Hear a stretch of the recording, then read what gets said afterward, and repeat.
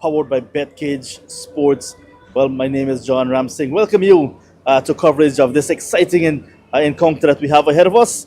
It's two teams that are the opposite side of the spectrum, really. One team that's looking for their second victory, that is the Essequibo Jaguars, and the Caimans, the Berbice Caimans, suffered a defeat on day number one, and they look to bounce we'll look to get into the winners' row.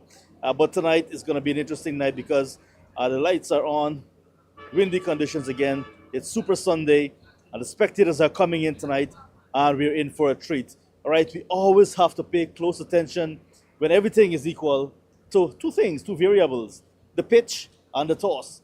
But we'll take a closer look at the 22 yards first of all before we head to the toss.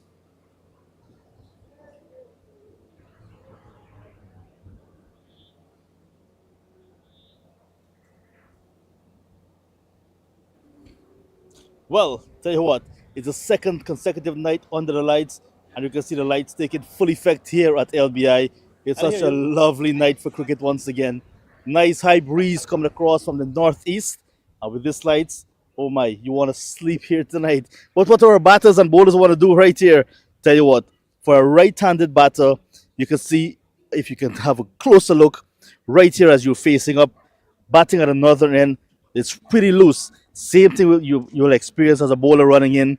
It's loose on your foot. You got to be pretty careful. Left-handers here, right-handers pretty close as well. Because of these foot marks developing on either side of this pitch, you'll have to be very careful to the spinners. But as you go closer to the center of the pitch, you can see it's pretty hard, right? Not a lot of footholds developing in the center of the pitch. So it means if you continue to land in good areas, you can see some white marks along the pitch.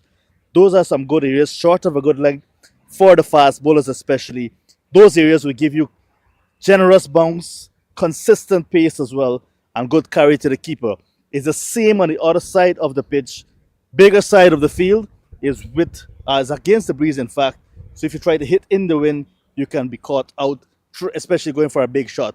But hitting down the other side of the ground towards where the spectators are, you can get value for your strokes. So tonight, another 150 score can very well be defended because batting first could be the good option, the safe option. Let's find out what will happen later on. Because my prediction, winning the toss, batting first, or whoever bats first, can be victors tonight. All right, so some strong words and some strong wins here tonight. And like I said, there are two variables. We looked at a 22, but the toss is going to be very critical as well. We saw earlier in the day, both sides that played in that first match got what they wanted. The team that won the toss wanted to bowl first, and the team that lost the toss wanted to bat first. And eventually both sides got what they wanted. What will happen tonight at the toss? We'll have to find out. But let's head to the middle once again, this time to join Inderjeet Prasad with the captains. Well, the action continues in the Guyana Cricket Board, the National T20 League powered by BetCageSports under the patronage of His Excellency, the President of the Cooperative Republic of Guyana, Dr. Mohammed Irfan Ali, and we are here once again at the LBI Community Center on the east coast of Demerara in gorgeous Guyana, and we are here for the spinning of the toss. And with me in the middle, we have the captain of the two teams that will be battling for honors today. That's Essequibo Jaguars and the Berbice Caimans. Ricardo Adams from the Jaguars, and we have Devon Lord from the Caimans, and overseeing the integrity of the coin is our match referee, Nankumar Shiv Sankar. So let's go, guys. We're going to have a flick, Ricardo Adams. And the call is tails.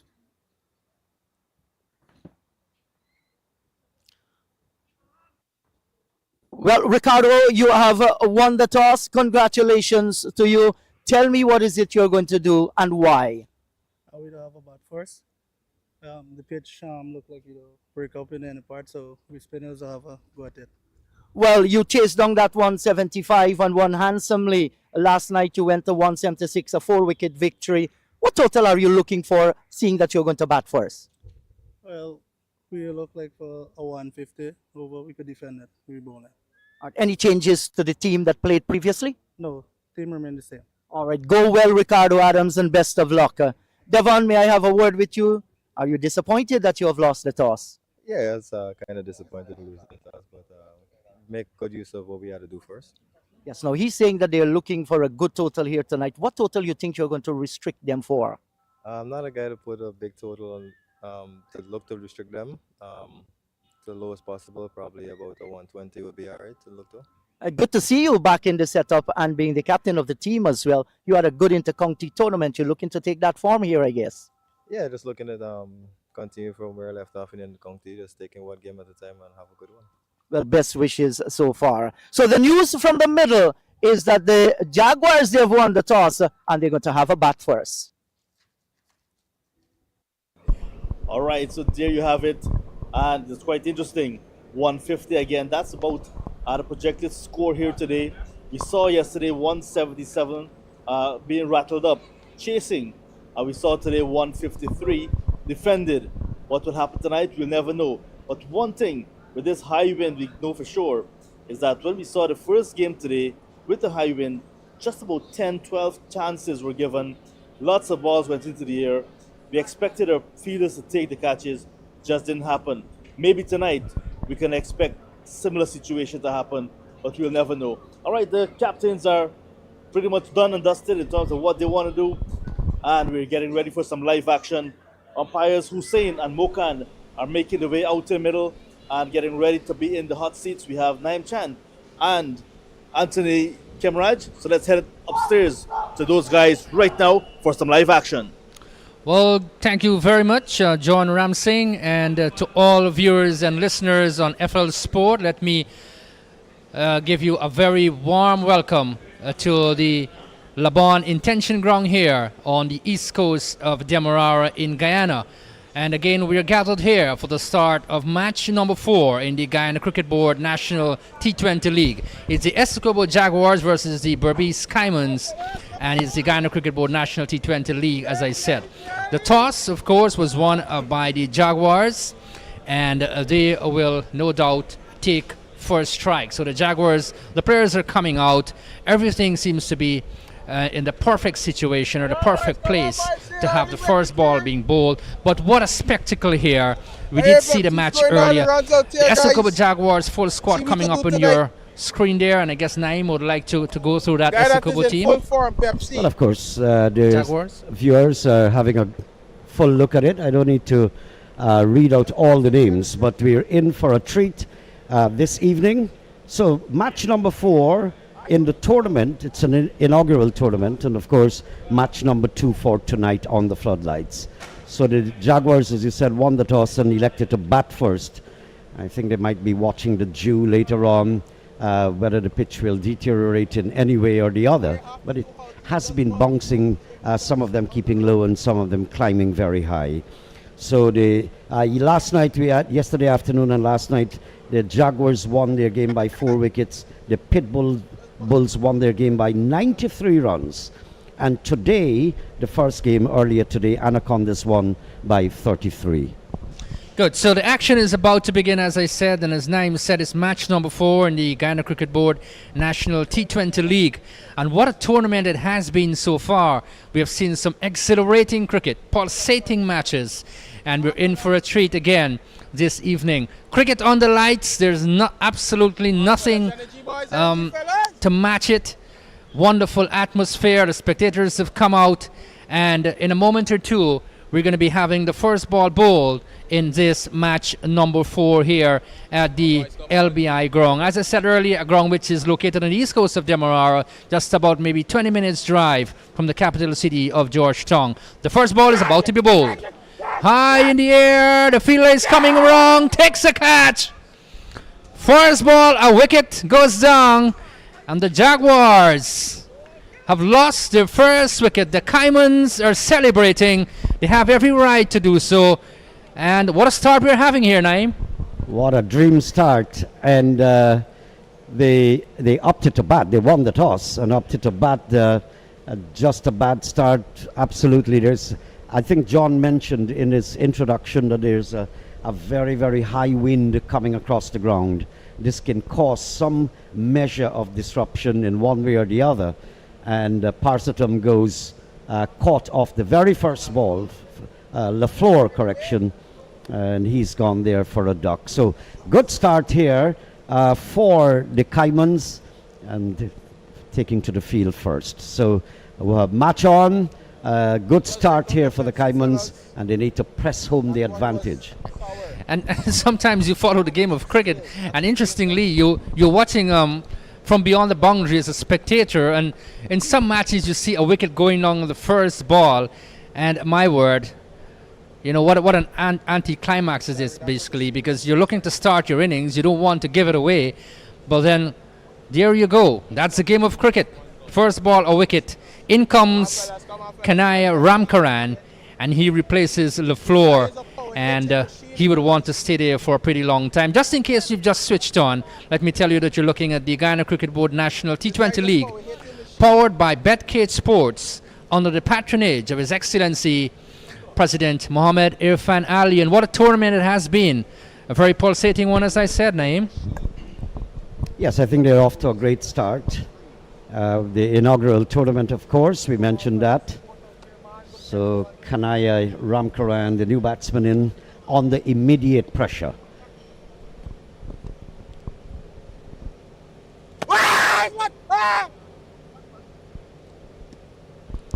And when you've basically lost the toss, you've been asked to take the field, and you pick up a wicket off the very first delivery, that's a great thing you've done for your team. You put them on the back foot straight away.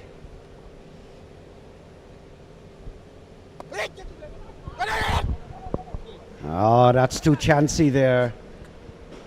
Ramkaran scurrying back into his crease. You'll find this bowler, Joshua Wade, is operating from the southern end of the ground, so he's bowling into the wind. You're going to have some variations because the wind is extremely high.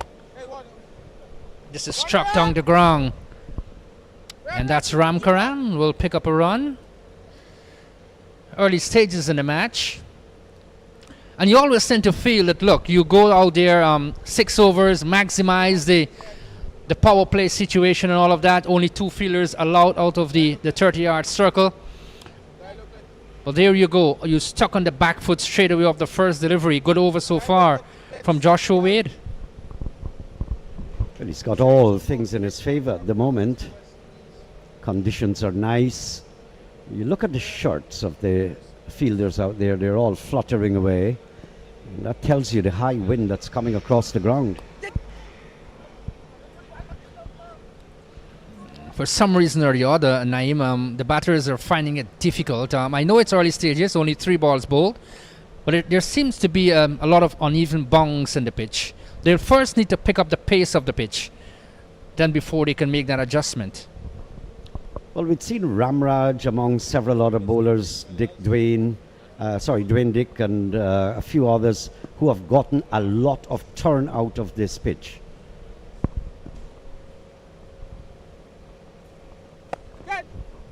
Pulled away down the leg side this time. That could go a very far way, close towards the boundary, may not have the legs to get in there. So the batsman going to cross back now for, is it 4? Well, I didn't see the signal of the umpire actually.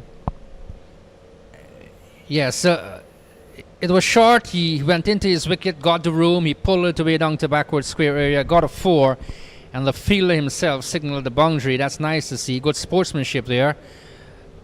They've pushed on nicely though. The outfield is pretty fast also.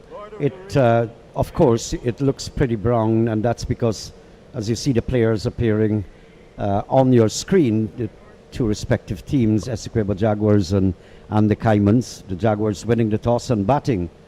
But just coming back to the outfield, it's blazing sunshine in Guyana, so it has had quite an adverse effect on this LBI ground, property of the Guyana Cricket Board. They're doing fantastic work here, and there's so much of plans, and I'm excited about it actually. I wanted to have a little tour of the hostel where the players can overnight. There's a kitchen, there are all facilities, sleep, get up and back into the cricket atmosphere on the ground. Can't have it more convenient than that. Absolutely so, Naeem. And you talked about, and we must let the overseas viewers know, that you might be looking at the playing surface and it looks very parched, and that's because of what you said. We've had a long, prolonged dry season in Guyana. So this is the new bowler, starts over number 2, and they will get a second run in the offside. Well, it was struck very hard and ricocheted off the knees of the fielder down at backward point. Ended up allowing a couple of runs there to the batting side. So that brings in Parsutam. Fumbling and searching. Quite an expedition outside the off stump. And you can see that he was highly deceived there. But we are operating now with the wind from the northern side, so it'll be interesting to see what movement the bowlers can get. This is cut away straight to the fielder though. Can't beat the inner circle.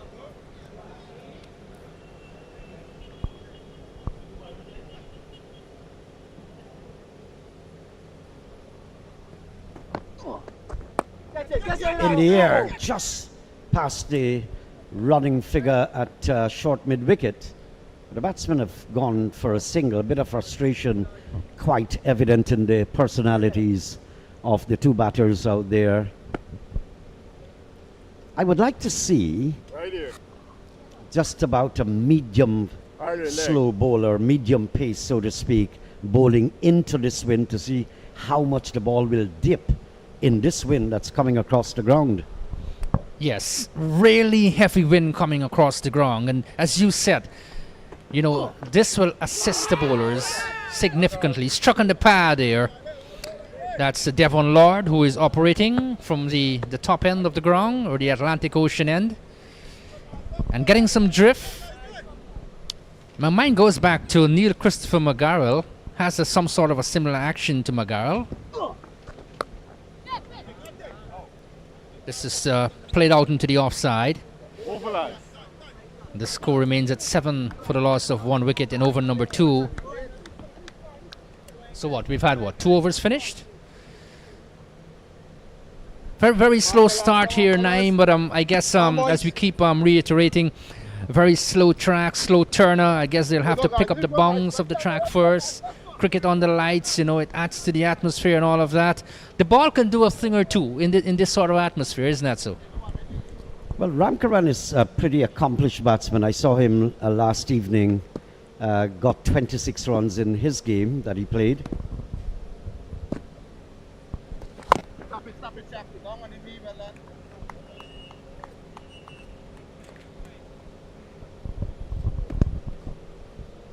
And certainly if I were the captain and you have a side who was no run on the board, 1 wicket down, I would have applied a little more pressure outside edge. Just in front of the solitary slip. I would have applied a little more pressure because I have the luxury of doing that. At least 2 close fielders I would have asked for. Yes, and why not? Look, you have the opposing team on their heels. Keep them on their heels. You stay on your toes. That's the thing. They've won the toss. They decided to take for a strike. They're not getting away with the runs. You're bowling pretty well. Your fielders are backing you up. That's the way to go. Pitched up, over pitched there, driven down towards the long off position. They just pick up a single. Well, it was hit firmly, and so it did not leave that kind of room to hustle back for the second. So they ambled the first, actually. Yes, and they ambled the first. This is what? He plays a paddle sweep. This is coming pretty close to the boundary. Will get across the line now, and they'll pick up a 4. Those going to be welcome runs here for the Jaguars. And they get a boundary. The score will push up to, I make it 13 for the loss of 1 wicket. Well, just swing a little bit there, Naeem. Yes, well, it, again, bowling into the high wind, and Joshua Wade just spilling that one, heading way down the leg side. Yes, it's really a heavy win. I must tell you, it's so heavy that it can give the bowlers that added movement, that added help that they want. And Joshua Wade is creating opportunities. Not a good delivery coming forward there.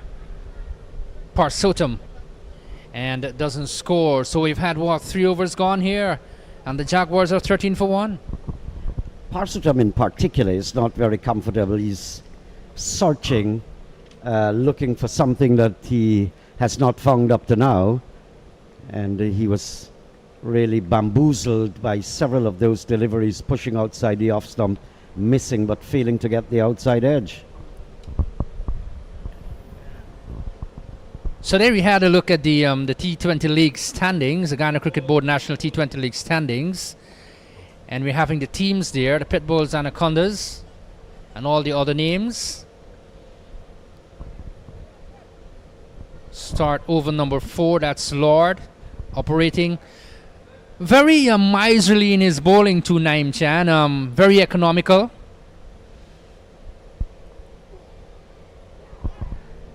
Beaten outside the off stump. Devon Lord was the top bowler in the just concluded 50 over intercounty senior men's tournament in Guyana. Just failed to get the nod on that Harpy Eagle side, but he's got a great future.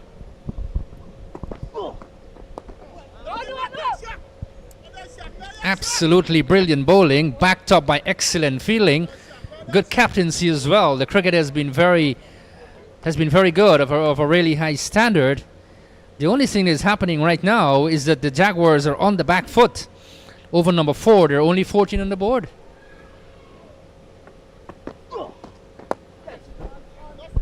Up his shot, that's going down towards long on. Just get a single.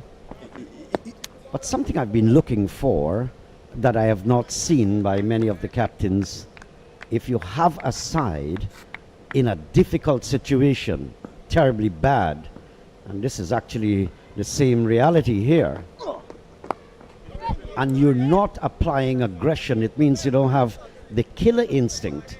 Except for Adams, I've not seen another captain displaying that kind of conduct.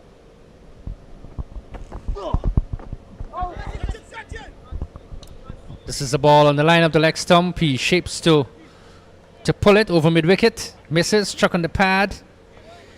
And I take your point. Just maybe a forward short leg. Put the pressure on. You have them on the back foot. Parsotum is really on a fishing expedition. I've not seen a composed, compact defensive shot. He's been edging all the time or missing. He's having a difficult time out there, but he's 8.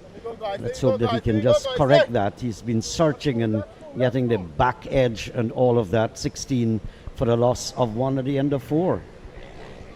If you have lost the toss, we look at the stand here, the main pavilion here at the LBI ground. Lots of people coming out at the local level at least to support this game. Nice to see the turnout.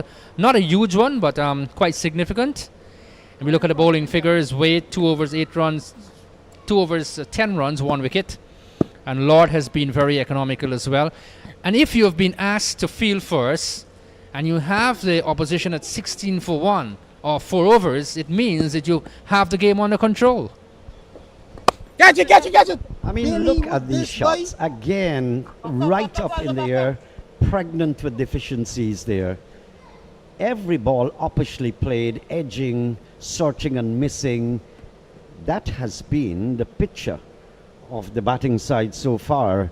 Kanaya Ramkaran, well, I saw him yesterday in that game, the first set of games that were played, and he looked pretty good yesterday. Got, as I mentioned, 26. So a lot will be on his shoulders to steer the batting side out of trouble. That's the Jaguars. This is struck down the ground. And the fielder comes in the way. A brilliant shot though, but they get a single. But it was actually dropped. If you're going to have a look at that replay. As he's really stuck out his right arm there, the fielder at cover, and couldn't really actually hold on to it. The ball evaded him. The catching was nothing short of pathetic in today's games. The first one, again, Parsutam searching outside the off stump, missing. Some 12 catches were put down.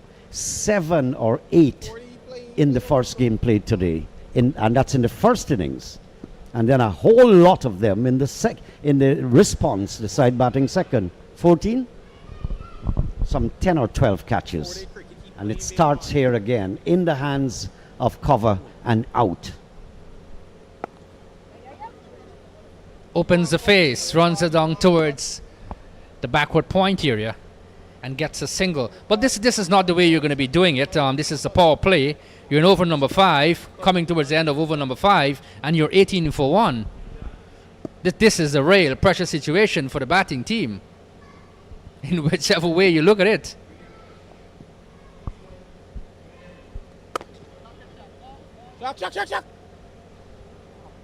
And you mentioned the word deficiency there, Naim. I would like to support you on that. Perhaps there's some sort of deficiency here because they can't just get the ball away.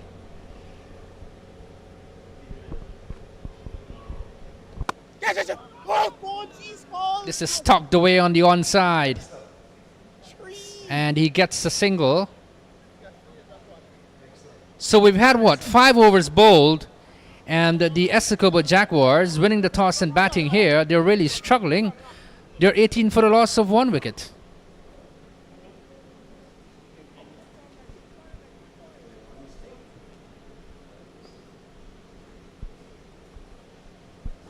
So that's a summarized scorecard you're looking at there, but it has been a struggle. 18 for 1, 5 overs gone after winning the toss. A position that you wouldn't want as the sitting captain right now. Good evening to John Ramsing. How are you doing, brother? Good evening, Anthony. And I'm doing pretty good. You're not enjoying this power play score. Oh, it's a struggle, yeah, for the Essecobo Jaguars. 18. After losing their first wicket of the very first delivery, Joshua Wade continues to have a dream tournament with the ball. We saw him last night picking up wickets as well. So there's 1 over to go in the power play. Kwesi Mickle, another slow option coming into the attack now for the Berbice Caimans. Caimans really searching for a win. Bowls wide outside the off stump to start his spell. And they get a single. They'll welcome it though. Kwesi Mickle, another good all-round cricketer from Berbice, coming out from the Tugwell Park area, the same club that produced the likes of Romari Shepherd and company. And good to know that we have all these players on the show.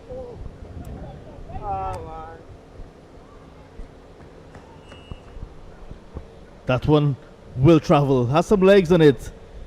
So Mickle after the wide. Just too straight this time. And it's a half tracker. Through the onside she goes. Young Latif cannot pull that back. 4 runs. You were out there, John. Someone texted me earlier to ask me, is this the same pitch that they're playing on in which the previous match was played? Because of the struggle that the person saw, the person wanted to know. Look at that. Good take from the first slip fielder. Sachin Singh. It was so wide that the keeper pretty much had no chance, and the first slip fielder had to stop it. So mixed bag so far for Mickle. I'll tell you what, if the batsman did not get back to that ball, it would have been another wide. Mickle just gripping this ball just a bit too hard in his opening over. There's no dew, I can tell you this. And yes, it is the same track that was used this morning.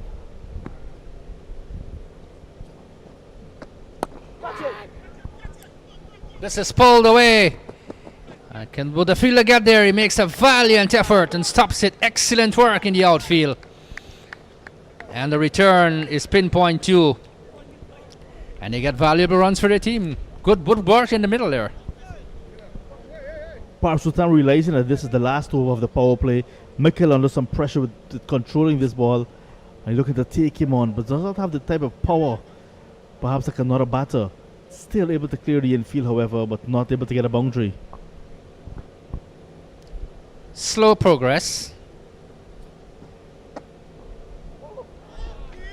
This is Parsotum again looking for the drive. This will come into the boundary for 4. 4 byes. They won't mind it though. They'll welcome the runs.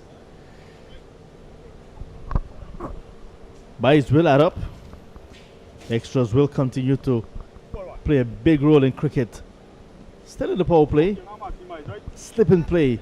And that one beating the wicket keeper and the slip this time. Which is too good. And quick delivery from Kwesi Mikkel.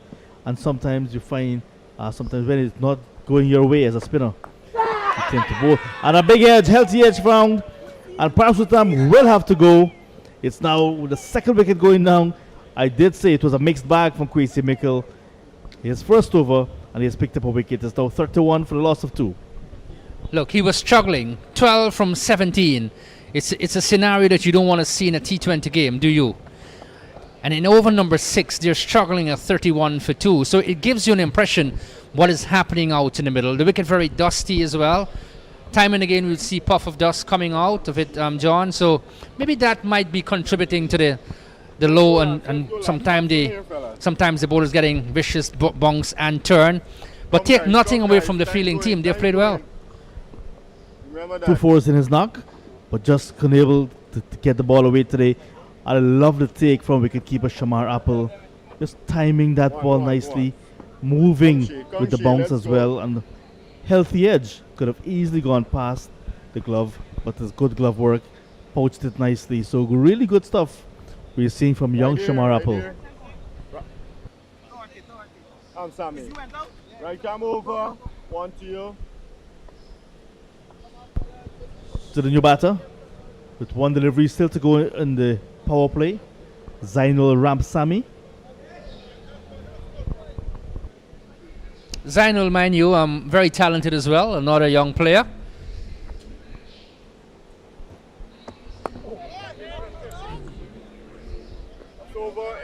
And John, when you complete the power play and you look at the opposition at 31 for 2, you're gonna be very happy as the captain, the opposing captain.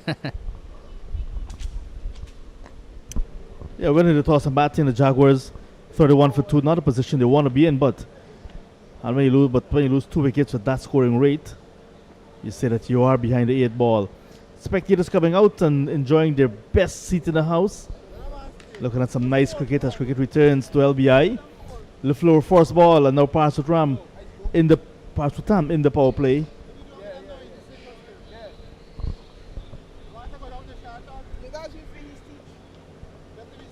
So basically we can say, the advantage, and they're really oozing away with their nose far in front, 31 for 2.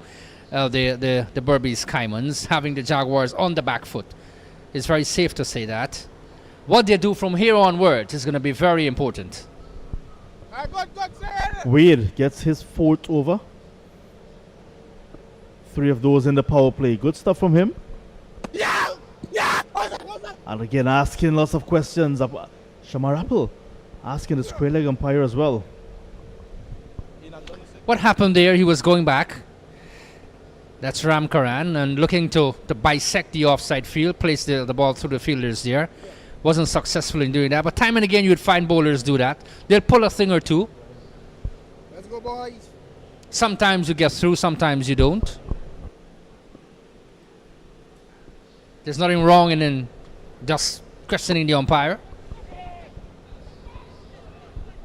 Appealing, that is. Looking for a single that is not on. But it's a good spell from Joshua Wade. Going to be interesting to find out, John, is this the lowest power play score that we've had in the tournament so far? I'm pretty sure our scores will tell us more, our technical guys. Inside out, beautifully played. Runs. More runs this time for the officer, Ram Karan.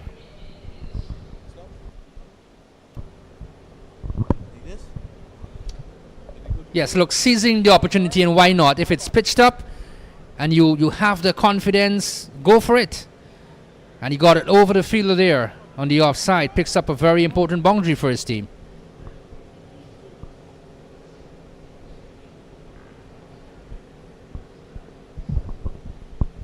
Just as we were praising Wade. It was a 6. Now this time, chase is on for Singh. Pulls it up, but cannot prevent the second. So the run's flowing now after the power play. And sometimes it's very ironic in the game of cricket, isn't it? Minister Charles Ramsden in the house and enjoying a game of throw with the youngster. So hello, Honorable Minister of Culture, Youth and Sport. Honorable Minister played lots of cricket in his early days, played at the Georgetown Cricket Association for Everest Cricket Club, played at the University of Guyana, played for the Guyana and West Indies Lawyers teams. So a good cricketer in his day. Not to say that he's over in terms of a cricketing career, but he's now a very active minister in the government. Yes, I would like to join in too to say good evening to you, sir. Good evening to you, Mr. Minister. We welcome you here to LBI. Over completed as the end of 7, 39 for 2. Yes, I want to extend a warm welcome to you, Mr. Minister. And here's hoping that you're going to have a fantastic time under the lights here at LBI. So we see a summary basically of what has transpired during the course of the evening. Ramkaran 20, Parsotam 12, LaFleur didn't score. Wade 1 for 20, Mickle 1 for 9, and Lord none for 6. We can safely say, John, that the Berbice Caimans have been on top.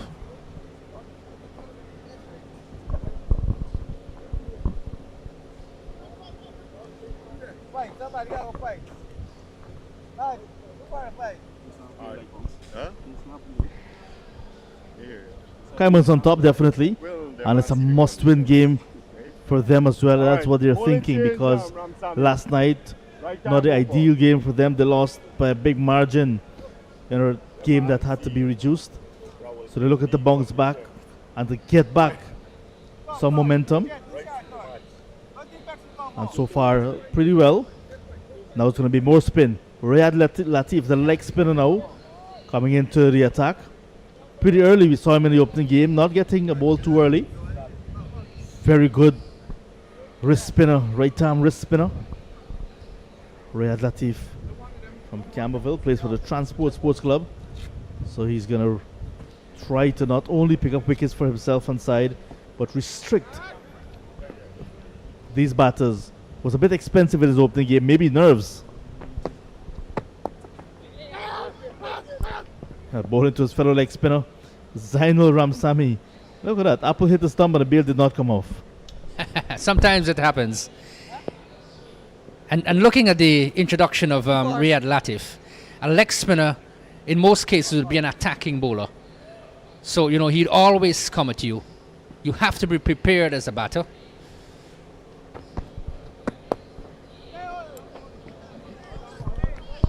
Good stuff from him already. Wicket to wicket. Not getting a lot of turn. Won't get exaggerated turn here. The pitch is hard. There are some areas that you can grip and you get some bounce and turn. None so far for Latif.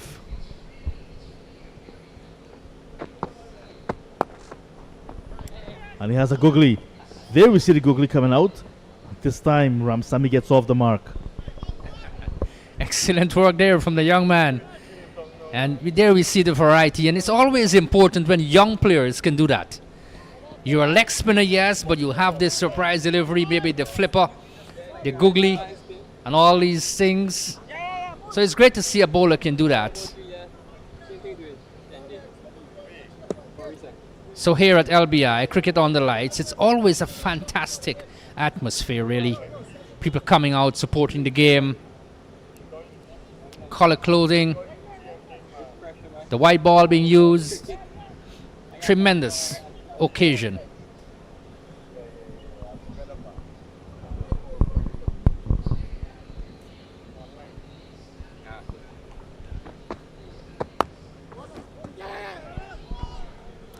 Smartly knocked down to his own bowling. And that's encouraging to see, because some bowlers would allow that to go by to long off. Not Latif, he's stingy. Oh, nice delivery again. pace varying nicely. He knows a lot about his bowling now, Latif.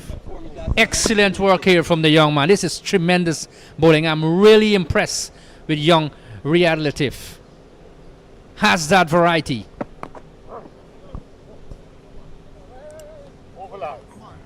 Sorry. Get to your spirit.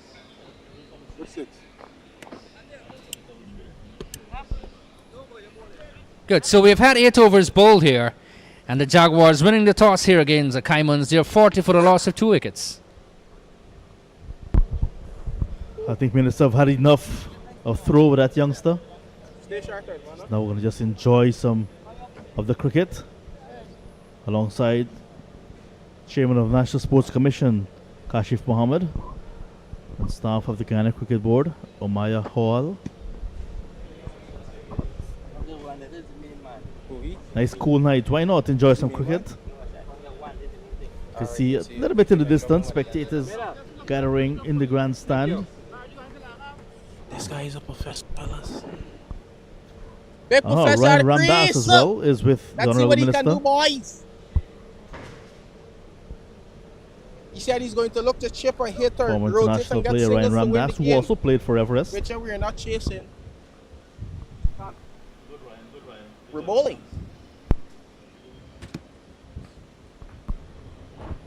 So Kwesi Come on, Mickle boy, continues. All the does going in my hand.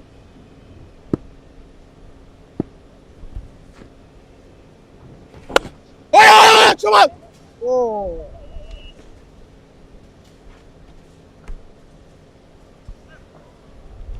This guy is a big machine. He's bowled reasonably well. This is his He- second he over, bowling. 1 for 10. Tornadoes upon tornadoes, fellas. You lucky. He's And I dare say the Caimans, they're maintaining their ascendancy in this match. Get it! Hold. They're looking too. Hold. That's it.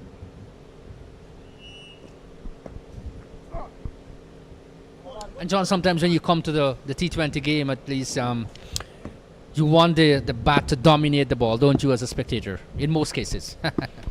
You're right, in most cases. Oh, God, man. Slightly on the pad. That's it! But that's all Ramsamy will need to pick up some runs. So he doubles his score now 1-4. Yeah, but they're not getting boundaries at will to really put up a good score as we head to the halfway mark in their innings. No, plus it's hot in The my Escobar Jaguars. In the chase yesterday, they got to 177. Chasing 175 that was posted.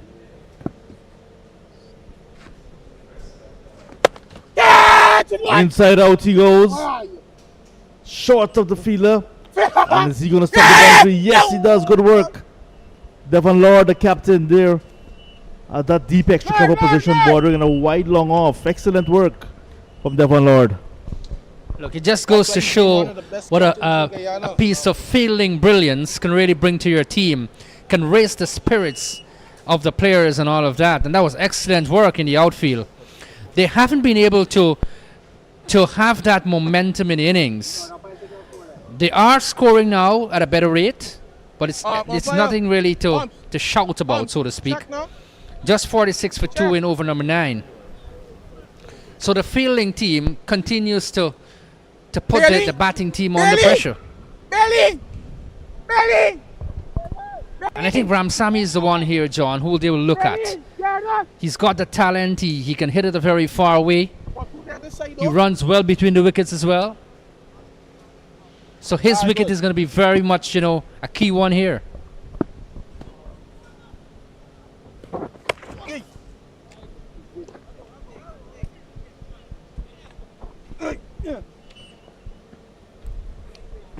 So Mikkel wide.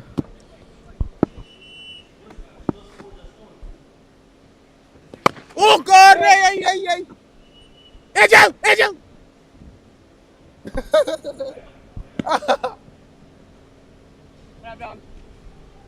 Thank you.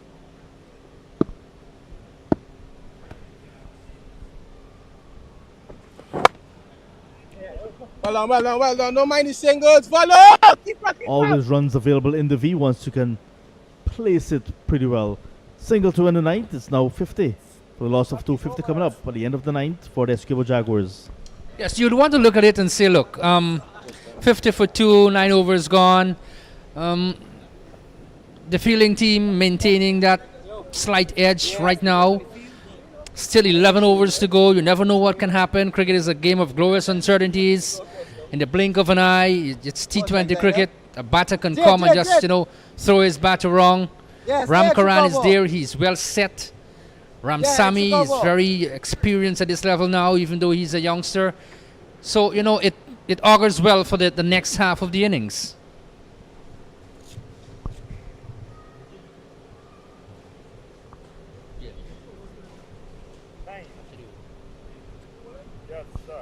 Let's go, guys. Yes, John, I was saying it augurs well for the next half of the innings. The two are well set. We've seen a trend in the tournament. It's just in the early days, however. Either the over leading to the drinks break or the over just after the drinks break. A little bit of lapse in concentration from these batters, resulting in a wicket. Escobar Jaguars can ill afford to lose a wicket at this stage. Looking to build a partnership between Ramsamy and Ram Karan. We want to take that deep. And we want the rest of batters to really come after foundation is laid. Ronaldo Rennie attacking pretty quickly. This is good stuff. The Caimans are pumped up. Most obviously, he had to run up pretty far away and really grabbed it very quickly and released it very fast as well. That's very important. Only one. That's the attacking bowling from Latif. Not a bad method of attack from him. He's attacking these bowlers, these batters just about the fourth stump. That's what leg spinners do.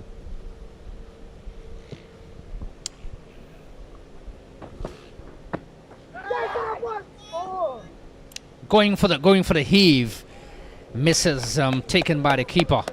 How did that miss the stumps? Not taken by the keeper, and I think that's why Shamarapul is still on the ground. Latif holding his head. Might have been a chance by the feathered one there. Kandaya Ram Karan. This time he gets connection, but not enough. So it was falls short of the fielder. Here is a talent that we can work with. The authorities can work with. Riyad Latif. He looks very good. Gives the ball that rip. Has a very decent run. Young man to work with. Yes, no chance for run out of the striker's end. And he's going to be out by some distance. The police officer just could not get there in time. And just as I was saying, this time happening on the stroke of the water break. Wicket going down. The third now for Escobar Jaguars. It's a run out in a bad mix-up. That's four. No, they could assist. Look at this. In a good position. The police officers scrambling for the crease at a non-striker's end. Sent back by Ramsamy.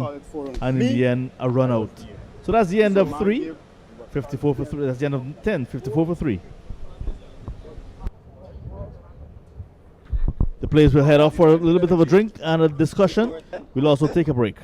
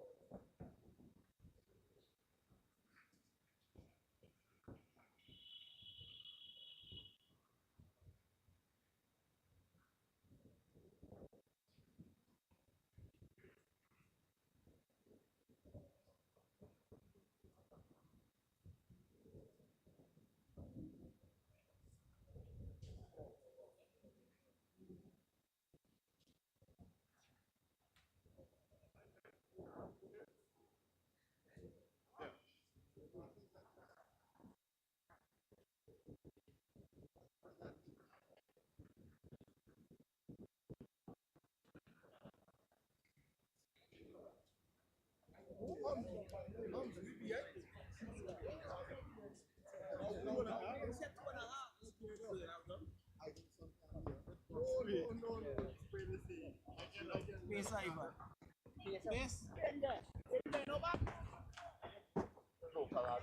what? Local cricket. Oh yeah, bringing back pace now. Oh yeah, bringing on pace. You want up the run rate. Right, Sachin? You want up the run rate. Very much.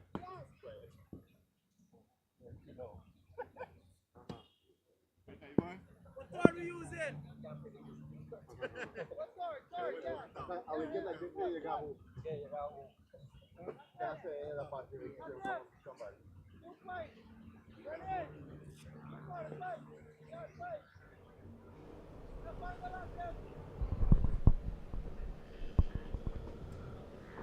The players are refreshed. Drinks break over. And we will resume. Rajiv Ivan has joined the party. Zainal Ramsamy is still there. Just involved in a mix-up resulting in the dismissal of Kandaya Ramkaran. 54 for 3 at the halfway stage. Projected score will double because it's the halfway stage. Scoring at 5.4 runs exactly. So look at the projected score, 108. As Indrajit joins me. Indrajit, 108. I don't think will be enough. Hello to you, John. Yes, that's a far cry from the 150 expected by Ricardo Adams, when he won the toss and deciding to take for a strike. And I think that Zainal Ramsamy has contributed 100% to the demise of Ramkaran, who looked good while he was out in the middle, called him, said yes, yes, and then he himself turned back. Bailey starts his spell in the second half of this innings. Usually with the new ball, Bernard Bailey. Operating around the wicket this time to the new batter, Rajiv Ivan. We saw Ivan in his first game getting among the runs in that run chase. That was aced nicely by the Jaguars. This time they're up against it. They're batting first. Playing down the wrong line. Looking to be adventurous, but too attacking on that occasion. Yes, and he was looking to go across the line of the delivery. That's the reason why he missed it. Now, Bailey is very experienced, and he's running wide of that crease and getting the angle going into the left-hander. Maybe that's the reason why he was looking to play across the line as well.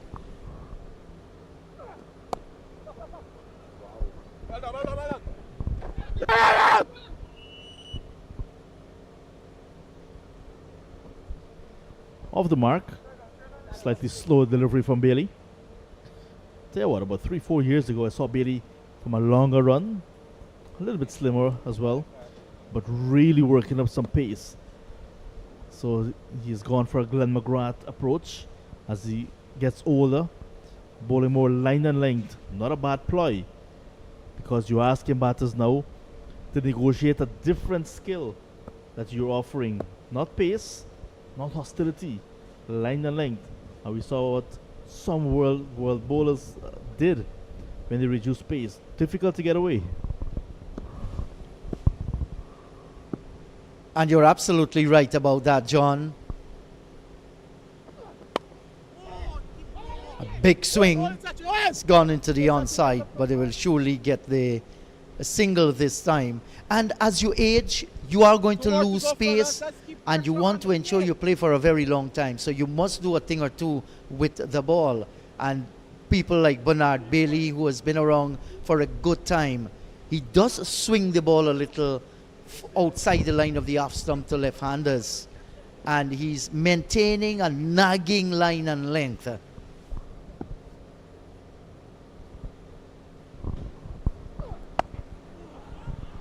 This one is in the air.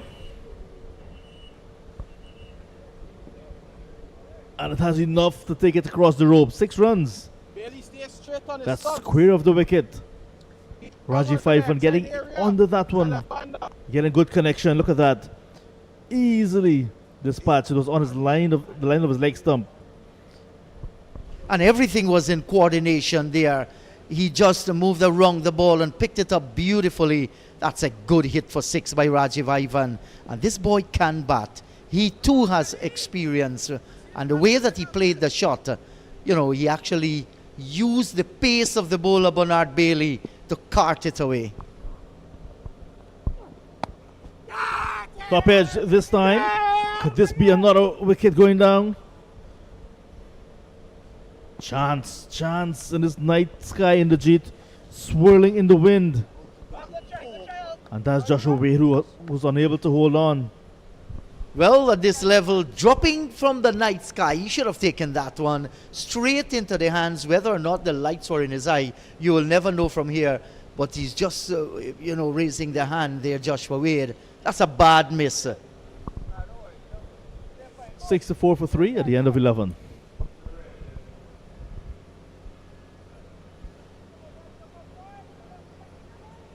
We have seen a number of personalities from the Guyana Cricket Board at the LBI Community Centre here. Mr. Bisun Dayal Singh, he's the president of the Guyana Cricket Board. He's here tonight. Dave Tirt Ananjit is the assistant secretary treasurer, Guyana Cricket Board. I've also seen Mr. Anil Bihari. These guys have been coming here, ensuring that they have a glimpse of what's happening out in the middle and following the cricket too. And John, it's good to see the Honourable Minister of Human Services and Social Security, Dr. Vindhya, in the ground.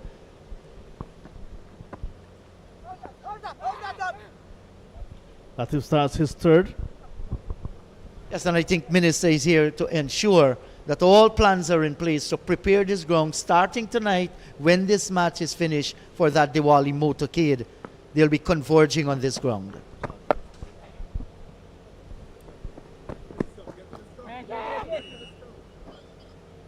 Yes, and I understand also we have the Honourable Minister of Culture, Youth and Sport, Charles Ramsey. He's at the ground. That's good to see. He has a premium belief that he's going to take sport to another level, and backing that belief by concrete evidence, development across this country, great planning as well. And that's the only way you can get things moving. You identify with the people, know of their concern. It's a think tank atmosphere, and he's doing a fine job.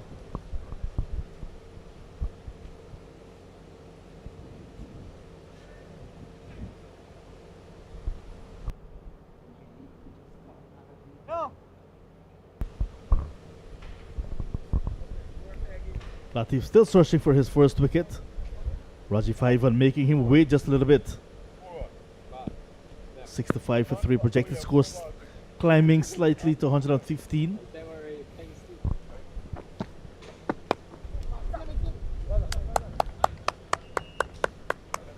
The ground feeling hasn't been that bad. Just the catching in the night light, then swirling in the wind. Not easy at all. This time he goes again across the line. There's a fielder coming around, settles, and again floors it. Not able to hold on, Sachin Singh this time. And another chance going down, another batter getting alive. Oh my goodness, what's happening here at LBI? Yes, and poor Riyad Latif. How does he take this one? He worked for that wicket and just watch the fielder putting it down. I don't know. I mean, many of these guys would not have played too much of night cricket. Getting accustomed to the light can be difficult as well. But how do we blame the lights? There was a number of catches dropped in broad daylight. We witnessed that today in the first game. But I guess as this competition continues over the years to come, and in fact this one as well, you know, those little skills set, the lapses in those skill set will be rectified. Dancing down the ground now. So Ramsamy realizes that he has a start. He's been at the crease for some time now. He will want to take the bulk of the scoring. 12 gone, 69 for 3. Yes, so there must be a plan between these two here, Rajiv Ivan and Zainul Ramsamy. And good to see them in discussion there. We are only in the 12th over here. They do not want to lose a wicket at this stage. Ramkaran was there. He batted well. He seems to be the guy who batted late. Go right down, 23 from 30. Ramsamy 14. Parsotam 12. Joshua Wade 1 for 20. And Bernard Bailey none for 10 from his 1. But there must be a plan. You do not want to lose another wicket at this stage. So who is going to go after the bowling? I think they might very well be saying, Rajiv has just come to the wicket, Ivan. He can hit the ball, and Ramsamy is going to bat in the innings and maybe go right on till around the 15-16 over when he can begin to blossom. Play every ball on its merit right now, and I think give Rajiv Ivan more of the strike. So Ivan has the natural ability to be aggressive. So, but Ramsamy will want to join him. They need some runs. So as Bailey starts another over. His first went for 10. And was unlucky not to be in the wickets column, Bailey. And that's good running between the wicket, John. Two good-looking runs. From the time he played the shot, he was scampering for the first and got good backings from Rajiv Ivan. The thing is this, under the lights, you must keep your eyes on the ball. You can't afford to take it away. Sometimes you have premeditated shot, but do not take your eyes off it. Ramsamy did well there. Just a little bit of a bounce, kept his eyes and rolled the wrist. That's the reason why he got the 2.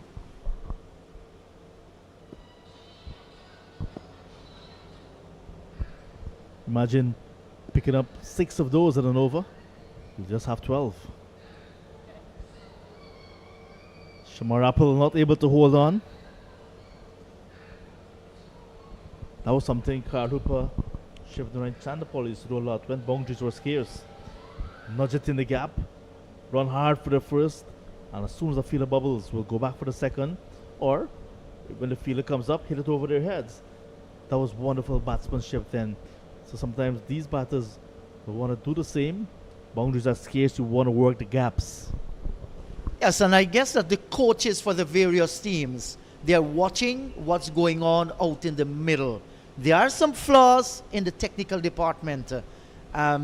Reading the ball off the pitch, foot movement at the wicket there, you know, their ability to play with supple hands and pick the gaps. These are all things that they must work on.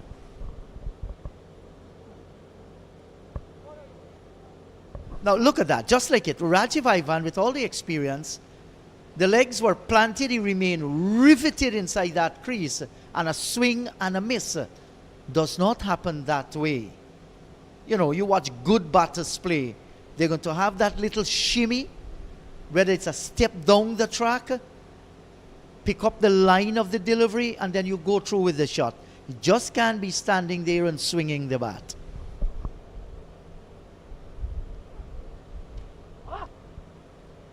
That's again, look at the right leg where it was planted. It was planted down towards mid-on, and he's looking to drive through the offside field. You're going to mistime the shot, you're going to miss the ball. Consecutive delivery here. Bernard Bailey surely enjoying his bowling.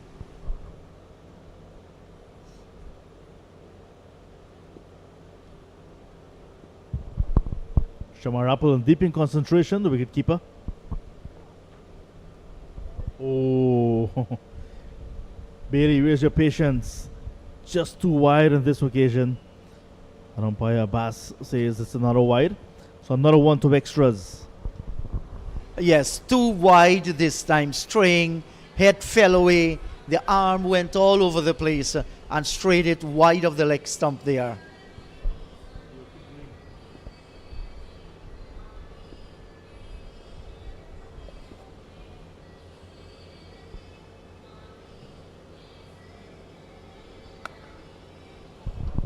Connection this time, and it goes the distance. And in the distance, you see Minister Ramson there having a look. Might be thinking that his vehicle might be on the firing line. And a little bit of a gesture as well to Ryan Ramdas. Yeah, that was closer to the line of the body, so it was right in the arc, and he picked it up nicely. Deserved to be put away, and good shot by Rajiv Ivan.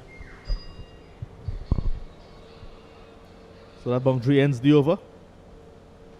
At the end of 13, the Escobar Jaguars batting first. 85 now for the loss of 3. We'll perhaps head out in a little while to have a chat with Honorable Minister Charles Ramson. Get his thoughts not only on the game tonight, but the total competition that's ahead of us.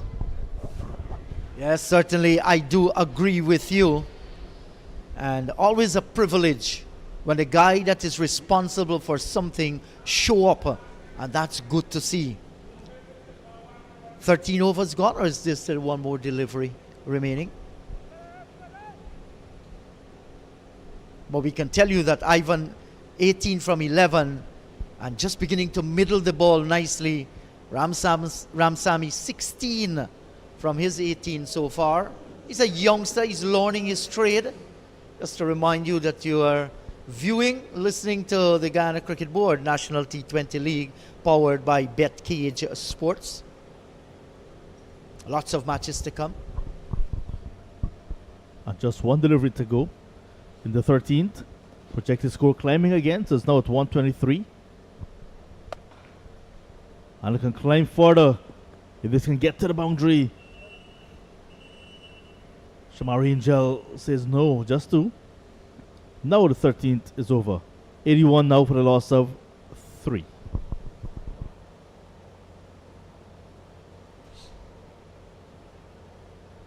And Bernard Bailey looks good, but at the end of the day, 2 overs for 21, that's on the expensive side.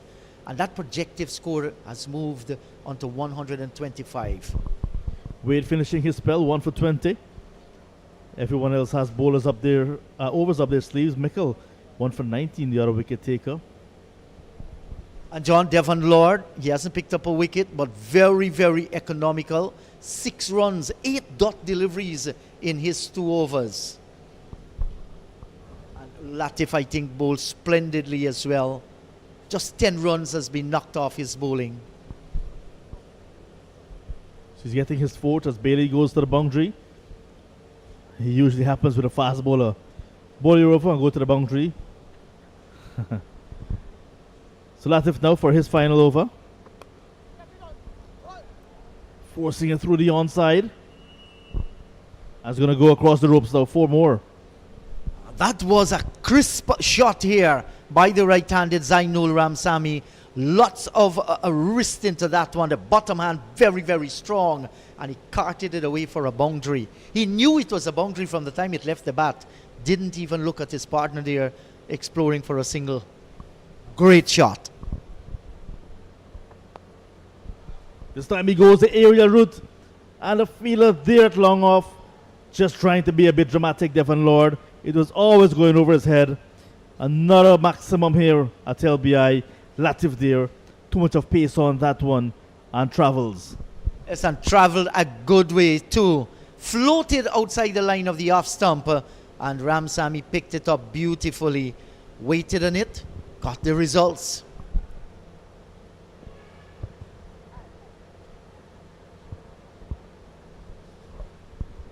Good bit of work in the field this time for Ronaldo Rennie at that short fine leg position. Had it beaten him, it would have been a certain boundary again. None for 21 in his final over. Riyad Latif 4-6-1. 11 runs off 3 deliveries so far. Can the youngster comes back? What another swing. And it goes to hand but also goes to floor. After going to hand, so another chance going down.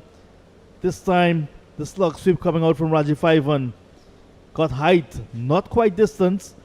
And there was the fielder coming around. And Shaquille Williams, indeed, how can I miss him? Went with a one-hand attempt, realizing the ball was going to go over the ropes anyways. Tried to keep it in play. And 6 runs again. So Latif roughed up in his final over. As Ivan gets his 3rd 6 of his innings so far. Almost drawing level with Ramsamy, who's on 27. There he goes again, this time straight down the throat of Sachin Singh, who's pretty much in the perfect position at cow corner. Takes it this time, and it's good to see a catch going to hand, and it remained in the hand of the fielder. Yes, and young Riyad Latif here, the little leg spinner, is going to feel happy. But finally, somebody has taken a catch. Rajiv Ivan, true caution to the wind, survive a few, did not survive this one at all. And that's a good catch, tumbling catch, taken by Shaquille Williams on the boundary. John, it's going to lift the spirit of the team. Sachin Singh, in fact. So 3 6s from 14 deliveries, 26 he goes back for.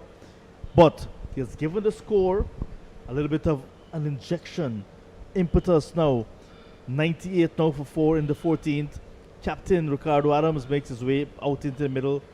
He as well will want to use the few overs at his disposal. 5 after this to get a score for himself. Once that 150 that he spoke of at the toss. It will take some doing, but he has the ability. And now with Ramsamy, who's set on 27, it is a good opportunity. In fact, it's 6 overs after this one. Yes, and Ricardo Adams, he's a skipper of the team.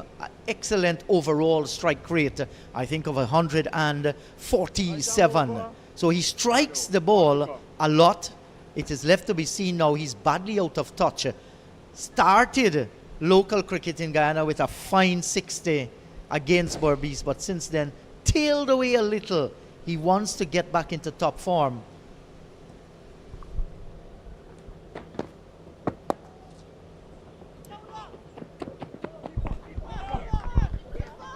Coming back quickly for the second. Gets home. Shakil, Sees off the mark immediately. 19 runs on a wicket in the last over of Riyad Latif's spell. But he'll be happy to pick up his first wicket in the tournament. 100 on the board now after 14, but 4 down. And that should bring some relief to see the 100. 6 overs remain after this. 6 wickets standing. The current run rate is 7.14. And look at that projected score, 143. Well within what Adams was asking for at the toss, hoping to get a little bit over that 150. Jomel Lafleur didn't score. Parmes Parsutam 12 and Kanaya Ramkaran 23. Ramsami's battling on 27 from 21, 2 4s and 1 6. And certainly he has spent some time there. Ricky Barose. Vicky? That's right. I think he's the treasurer of the Demerara cricket board. Good to see him around. He has been here, since yesterday. Tired some.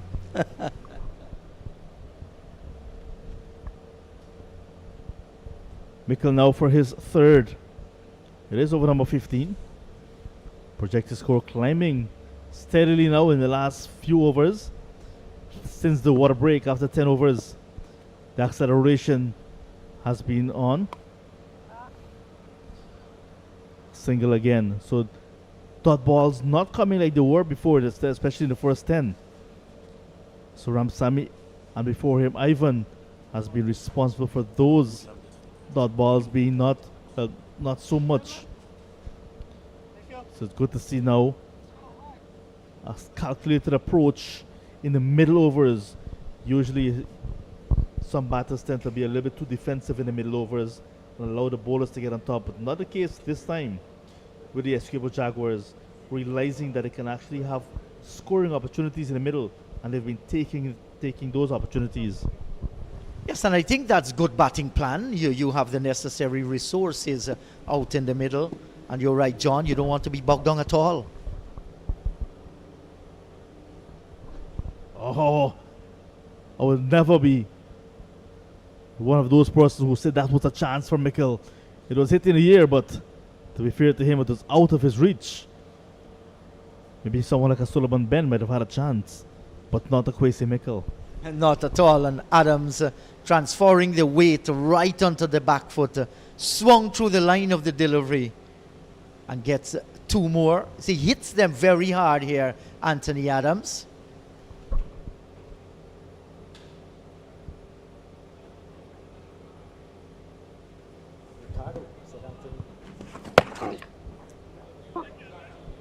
Yes, there are lots of Adams around. This is Ricardo Adams, actually. And there's another Adams in Shiloh Adams? Yes.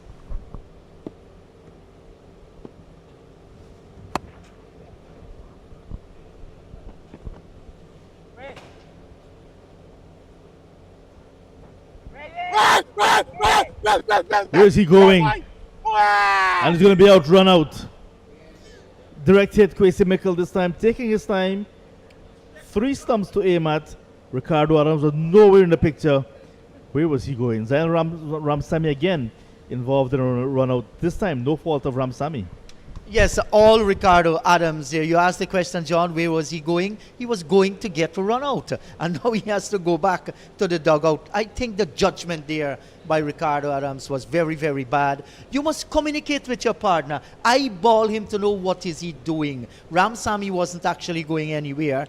Turn his back, headed for the second run. I was never on. That's a huge wicket to get at this time by the Caimans. They will feel now that they're back in the money.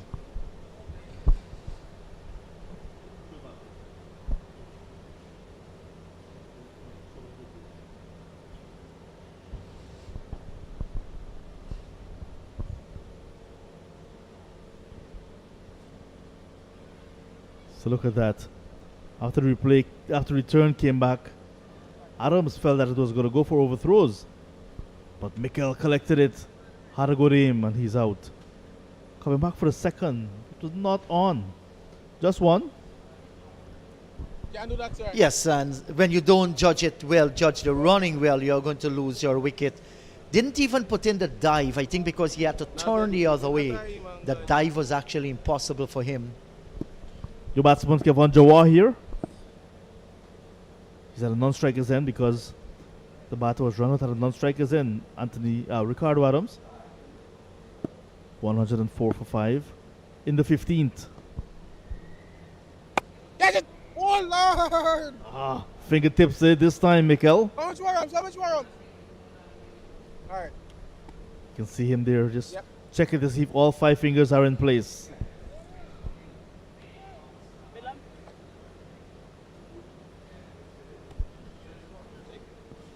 Yeah.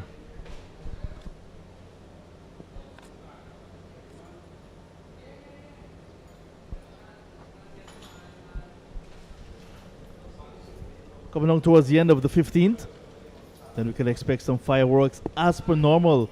The last 5 overs of a T20 game. Catch what? Runs for Jawar here. Well, just one. He's off the mark. So the end of 15 overs in the J, 106 for a loss of 5. Yes, and the run rate just beginning to step up further, 7.08. Jawahir has just come out into the middle. Ramsamy, he set 29 from 23. And that projected score has gone on to 141.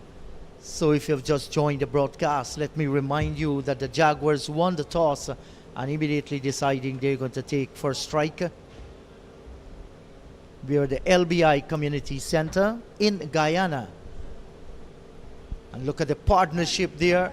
Parsutam and Jomel Lafour opening the batting. Lafleur, force ball. He departed. Over number 16 is about to be started. And appearing in the commentary box once again, Naim Chan. Hi, Jeet. Nice evening. It's really shiny out there with the lights. And then just in the backdrop, you've got darkness, dark clouds, the whole skyline dark. Nice contrast. Now he gets hold of this one. It's very, very expansive. Right over the ropes. It's gone there for 6. Zainul Ramsamy lunging into that. I was looking at the comments on some of our viewers, and one was, Zainul, give me a big one tonight. Looks as though he's going to do just that. Well, he's a youngster who can bat. And, he's out in the middle for quite some time. He has faced 23 deliveries. Has no option now but to ensure that they score as frequently as possible. And a few big ones as well. They can get to that 150. Jawahir can bat as well. I think he was contemplating to go for a second one, then changed his mind. Yes, realizing that the road was a little bit rough and he just decided to go down a little, play it cool. He was winding up. He's a 6-hitter, but he has to be very careful here. Now, you've lost 5 wickets. If you lose another one too early in these last 5 overs, then you're asking for some trouble.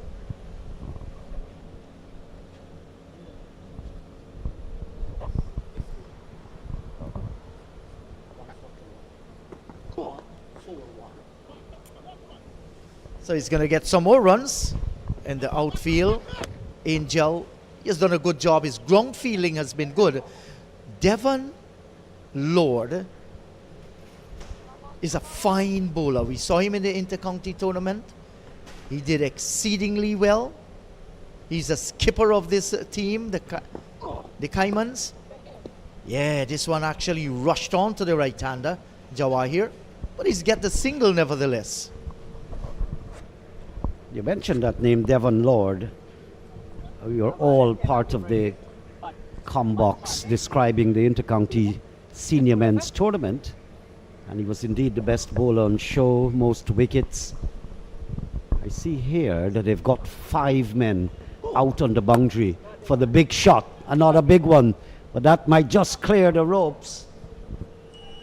Absolutely. Well, there seems to be that's a loose wire there. Thank heavens that Shamal Angel didn't get himself injured at all. What a beautiful sight here with the white ball dropping down. And look at that.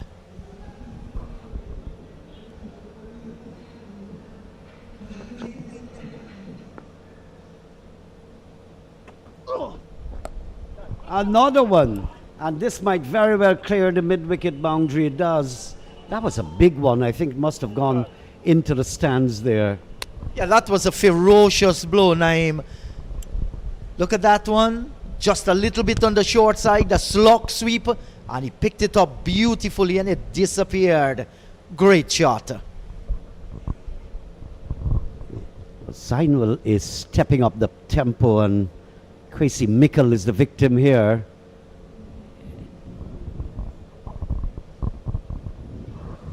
Well, we're going to get our score up and running not long from now. Just a little bit of technical deficiency at the moment.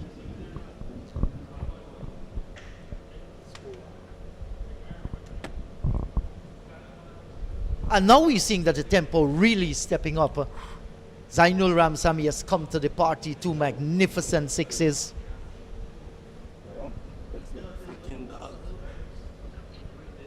Now Kwesi Mickle has come into the attack. Down the track, the umpire did well to get out of the way. Yes, and sometimes in these night games especially, you see some umpires even wearing helmets, Naeem. Makes a lot of sense.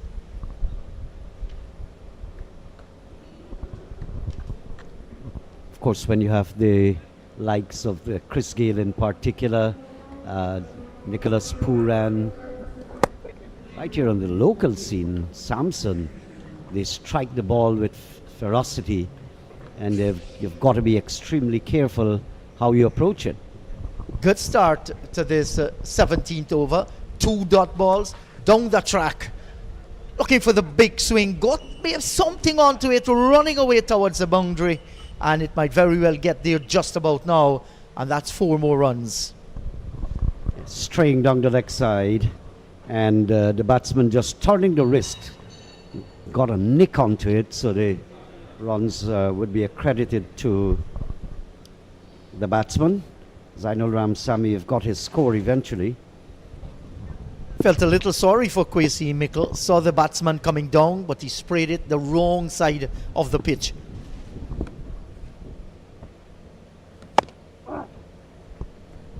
Well, they've really spread out the field here, understandably, and just keeping a few men to save singles. Extra cover backward point. Devon Lord just doing some adjustments to the field for Zainul Ramsamy, 42 off 26.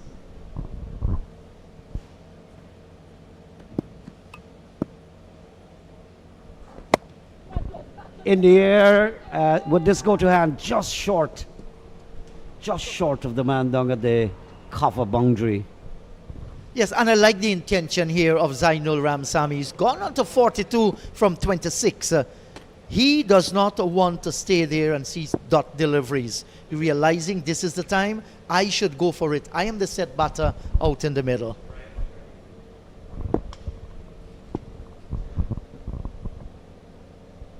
Down the track, savage shot. Would that go all the way? It does. Really picked up the tempo there. Jawahir. Yeah, that's a brilliant shot and hit pretty hard indeed. Down the track, makes it into a half volley and beats the leaping Kwesi Mikkel, the bowler. And bisecting the long off and the long on, that's a great shot. Well, for a change, it's a breath of fresh air to see the batsmen going down to the spinners. Some of them have been anchored in their crease and in the process ending up in all sorts of difficulties. And the partnership worth 33 so far between these two. And the way they score that 33 runs, you know, they've attacked the bowling nicely, some lofty blows. And by the time you realize it, Kevin Jawahir has gone on to 18 from 9. All of a sudden, Ramsamy too moved from the 20s right into the 40s, 43 from 27. And look at that projected score, 161. Well, from all the innings we've been seeing, that's quite a formidable score if they get there. Beautiful shot. Nice bit of work there on the boundary as well. Shamal Angel has been a live wire. Just went after it, anticipated where the ball would have been going. And that kind of shot you normally describe it, Naim, as broadside, right? Well, I've come from a place where I've seen that a lot.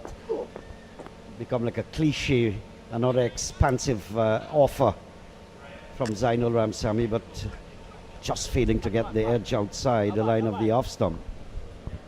Yes, so Devon Lord, none for 29. He's in his final over, his 4th of the match.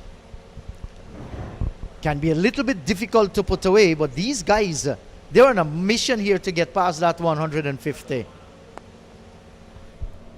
Devon Lord is a very, very intelligent bowler. We saw Zainul Ramsamy.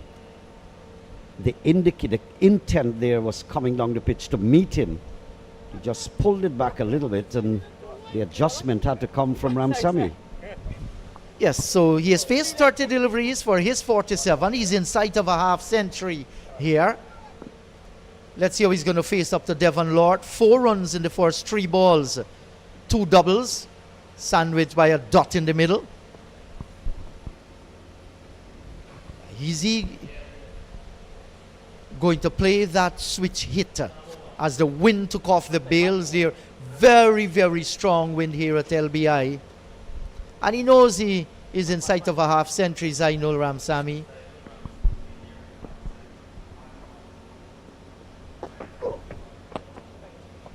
In the air, away from the fielders outside the leg side there, going towards long on and straightish mid-wicket. But the amount of balls that Ramsamy has faced tells you that it was really a more controlled innings.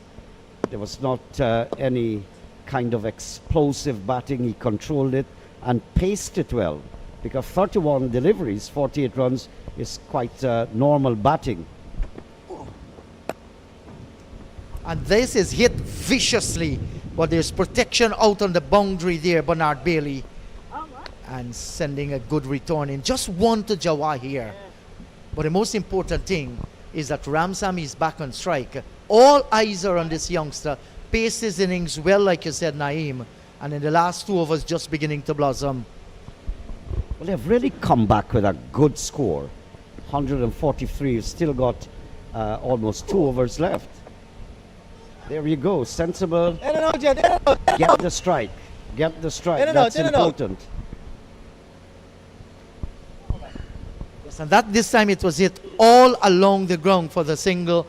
18 overs gone. At the end of 18, it's 144 for the loss of 5 as the Jaguars beginning to roar in the final stages of this first innings. I've not seen such high winds at a cricket venue in a long time. Consistently high.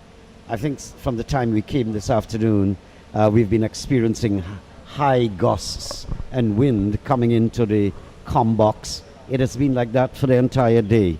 Beautiful conditions.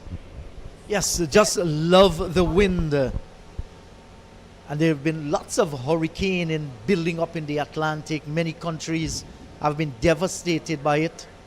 We have had some real funny weather condition in Region 5. Linden experienced some as well. I think Bartica, the hinterland area, strong winds. But this wind that we are having here is refreshing. And may I remind the listeners too, it's not toxic. We're very close to the Atlantic. I'm talking here about half a mile, maybe a mile to the Atlantic. So extremely fresh coming. It's a strong, fresh Atlantic breeze. Yes, you can actually open your mouth and take it in. So pure it is. Shamal Angel has been entrusted with over number 19, and he'll be bowling to Zainul Ramsamy. The youngster has gotten onto 49. The over rate has been pretty good too. 8:30 here, almost 20 minutes after 8. Just about 17 and a half minutes after 8. And that was a good delivery, just short of a length on the back foot there. He wasn't able to put it away whatsoever. Surely he must be looking to get the half century in this delivery. And good ball again, touching down nicely there. No width, no room whatsoever. And Zainul Ramsamy was looking for a big one. At the last moment, had to jam down on it. Another dot, 2 dots to start the 19th over.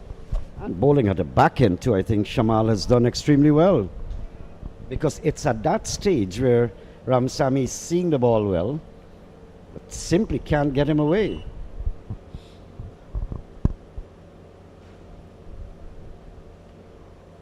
So he's just prowling there in the batting crease, Zainul Ramsamy.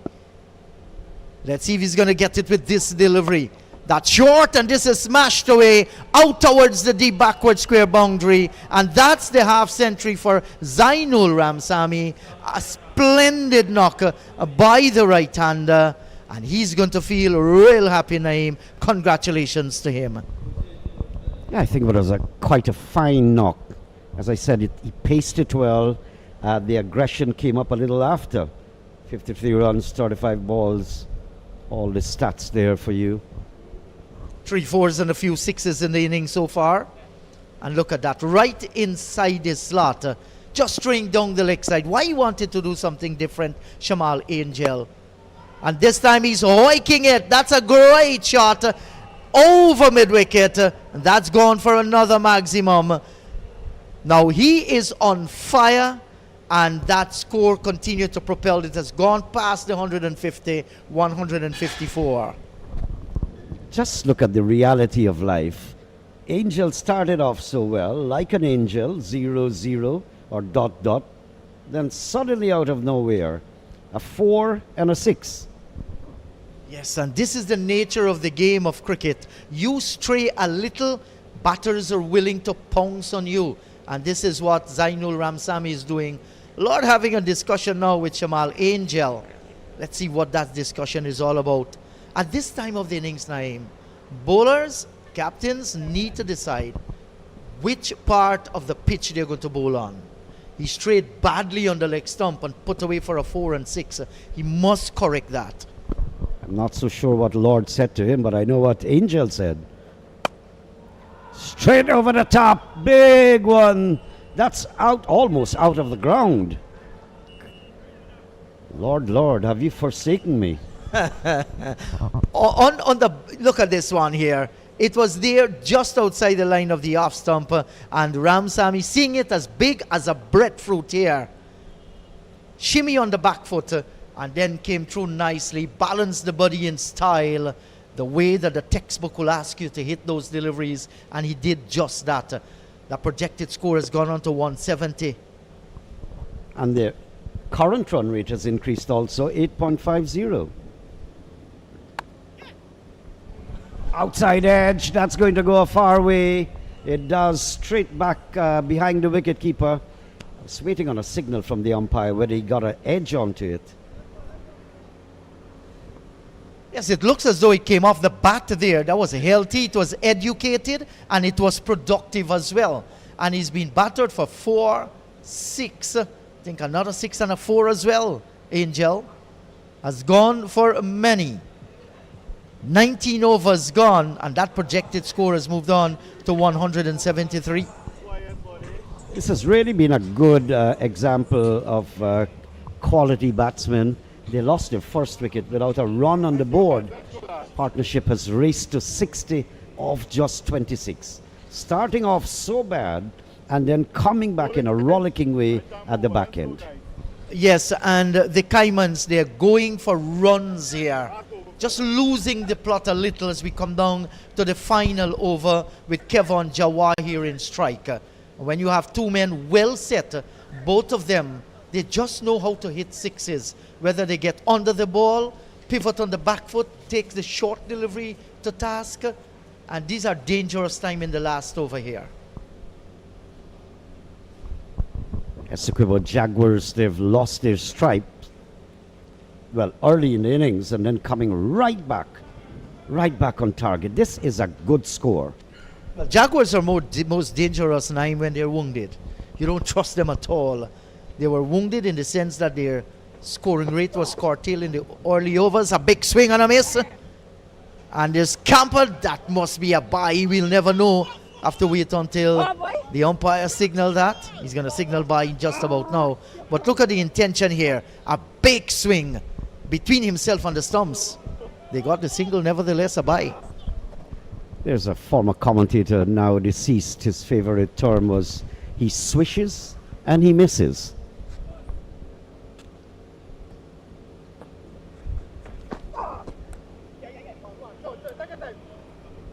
And the Piranhas are playing in this tournament. Another favorite term of his, some slip fielder leapt after it like a piranha after his prey. God rest his soul.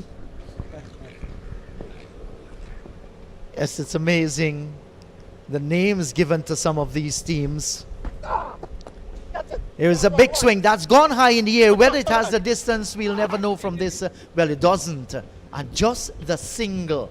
Maybe just trying to hit it a little bit too hard. Into the wind. Yes, and strong wind coming through.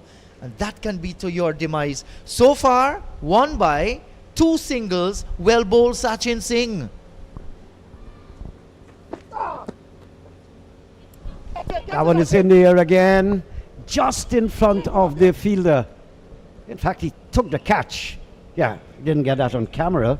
Might just get it on the replay. And he's down at the bottom of the commentary box, out of our sight. There you go. Big one. Good catch too. Running in.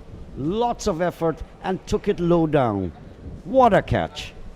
Yes, and that's young Latif coming off with a spectacular catch. Well judged. For a moment, I thought he's going to lose the balance, but he managed to keep the balance. Zainul Ramsamy caught Latif off Sachin Singh. A brilliant knock has ended from him. He has played his part. Maybe the reason why that current run rate has gone past 8 and getting close to 9. And the score, 167 for the loss of 6. And Sachin Singh, give credit here to Devon Lord for entrusting Sachin Singh with the ball in his hand. He's having his first over. And he has come to the party so far. Economical and penetrative too. Mahim Khan has come out in the middle. And Mahim Khan. That one is gone all the way to Regent and Sheriff Street, maybe somewhere there. Regent and Wellington. Wow, look, he picked this on. He's an angry young man out there, Mahim Khan. That's a big blow, Naeem. It's gone a long, long way. And just a short while ago, the projected score was 173. They have gotten it. Well, Mahim Khan, he's a slim fella. He's strong fella. Excellent off spinner. And he can bat as well. First delivery put away with disdain. Awesome shot. He use all the adjectives. Once the connection is good and it sails, you look good.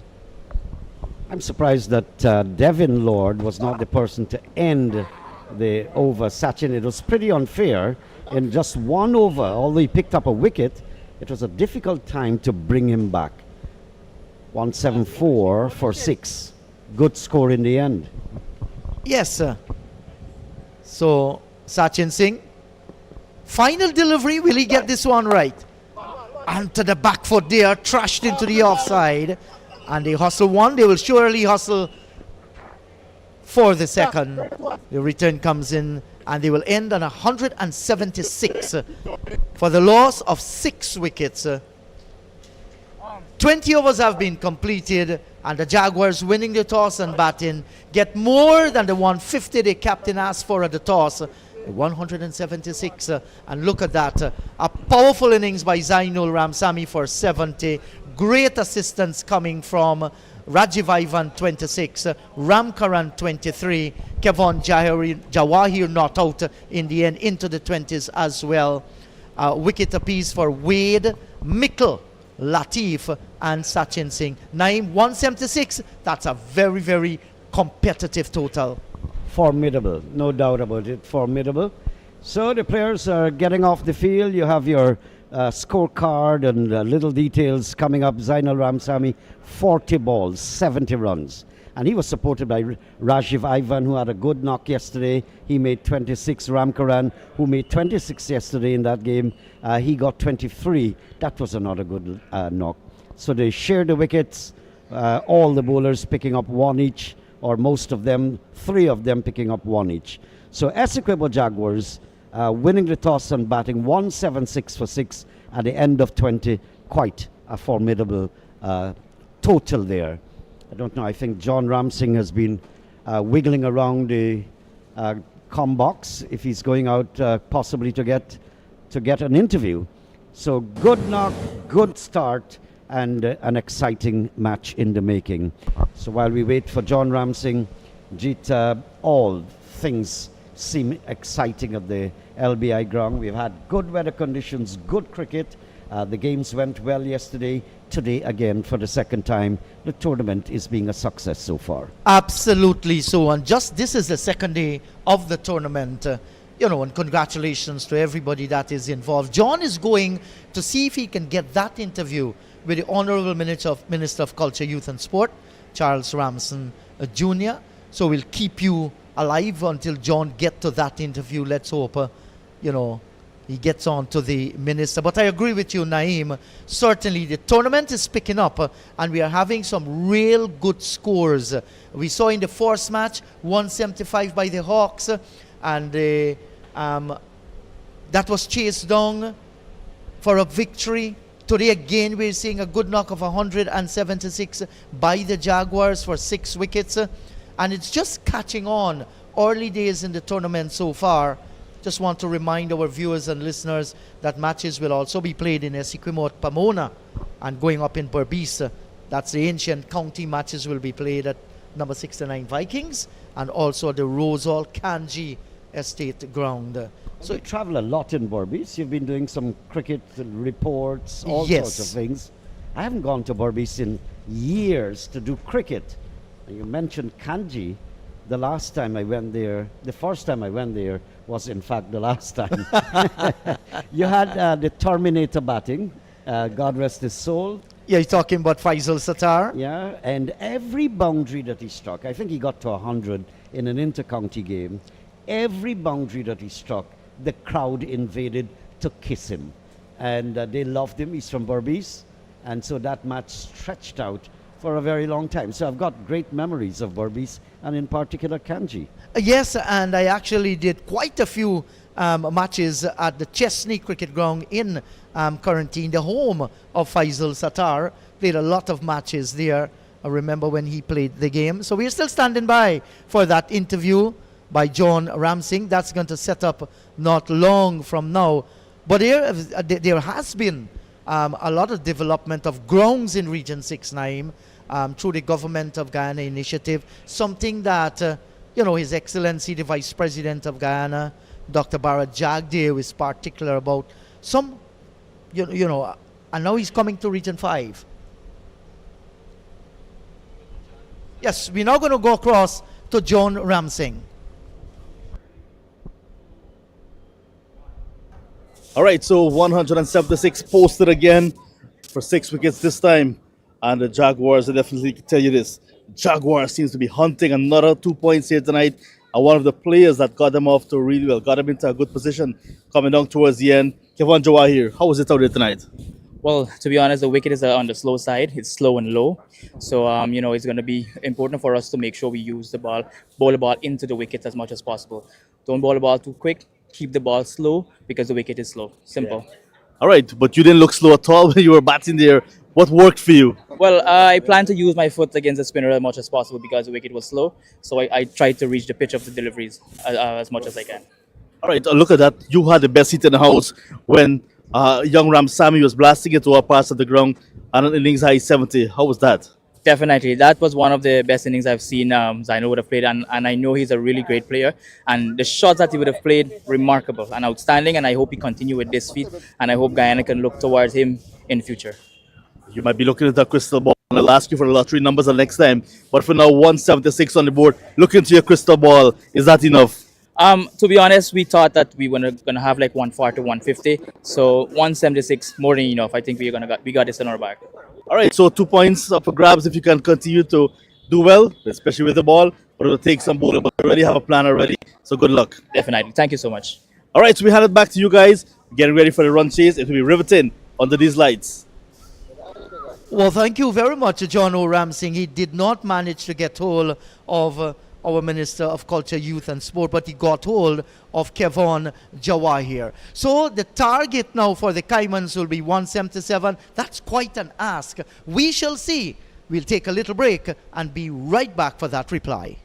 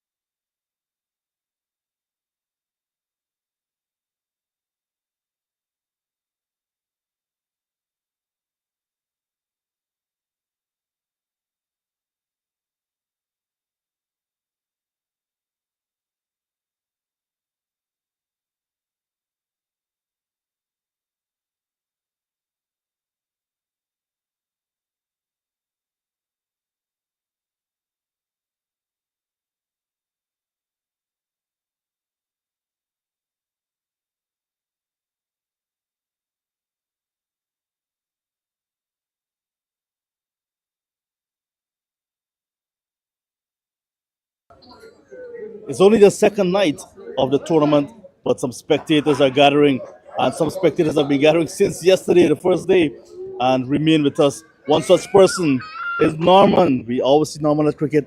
Norman the Juice Man. What's happening, big? Was it man or?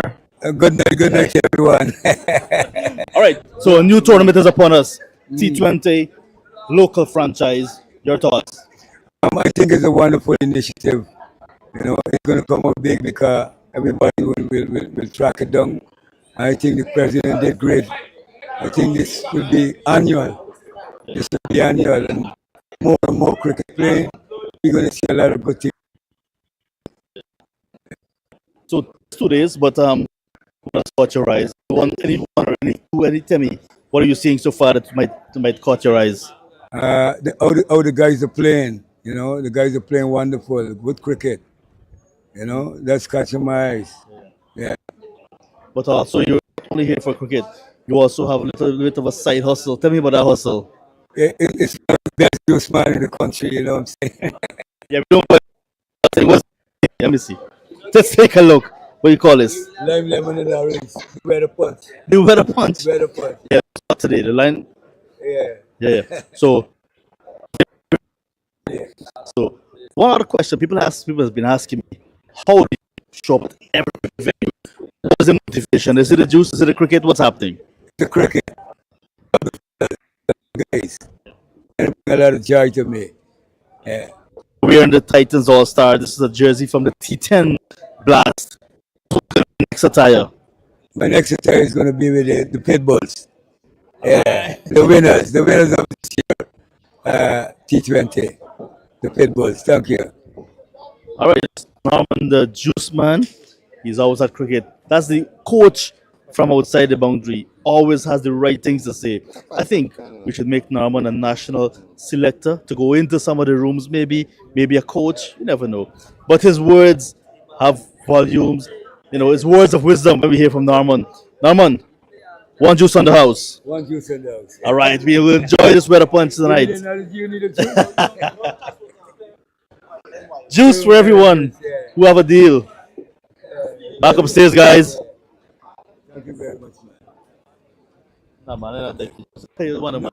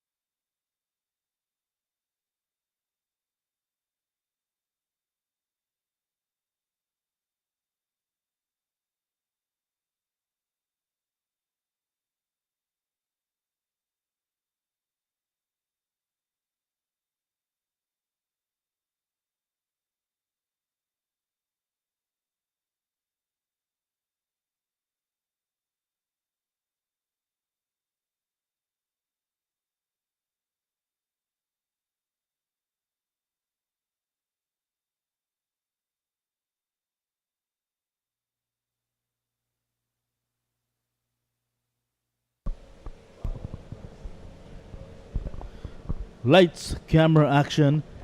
As we see in the lights, because you're watching it through the cameras, we're getting ready for some action now. So welcome back to LBI. La bonne intention, like we say, it's in French, on the east coast of Demerara in beautiful Guyana, where the conditions continue to be pristine. Are we getting ready for the conclusion of another big match? It's match number 4, start of round number 2. Guyana Cricket Board T20 tournament, powered by BetCageSports. Second night game of the tournament.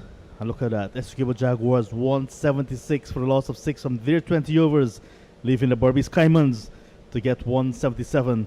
How things unfolded. LaFleur, no score, first ball.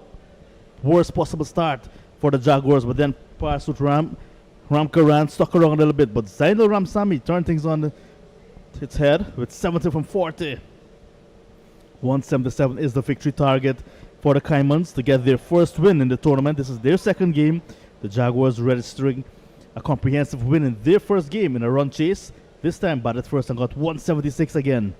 Begin things with Joshua Wade and Sachin Singh. And Kevon Stephen, the left arm seamer from the northern end. Steams in. Oh, good start. Over pitching, but not wide enough. Kevon Stephen, wicketless in his first game, but showed that he has some pace. John Ramsing here alongside Anthony Kemaraj. Anthony, bottom of the ninth, literally, as Kevon Stephen starts for the Jaguars as they defend 176.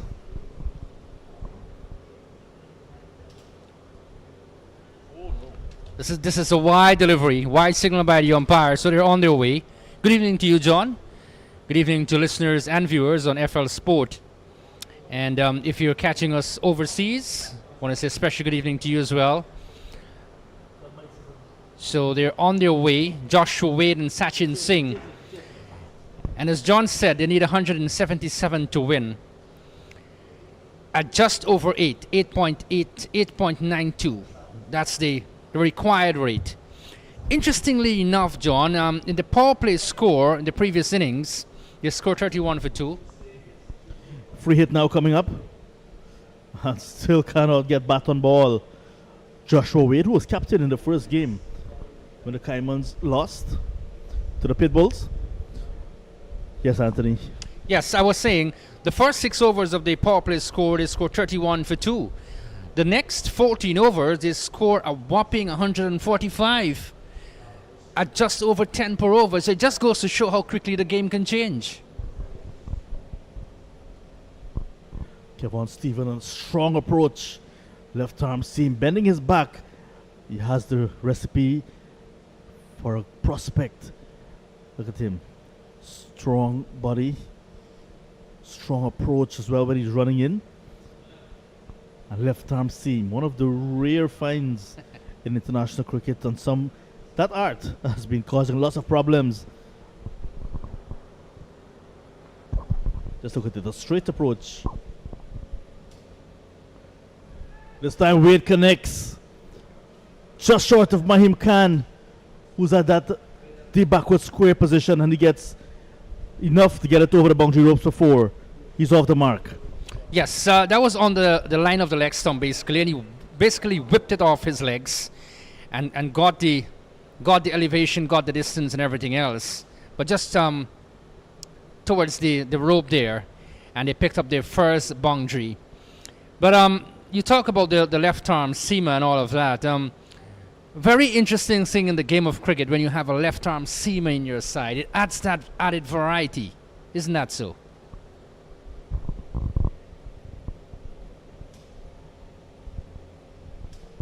Up and over. This time it goes through the offside.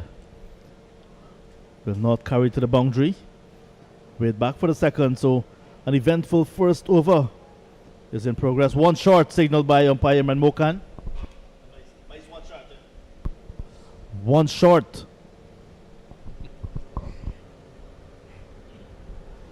Yes, and this is something you don't want to do as a batter. You're chasing a huge score, and you want to get every single run. So if you're short of your ground, obviously you're going to be called short. So, and this is high in the air.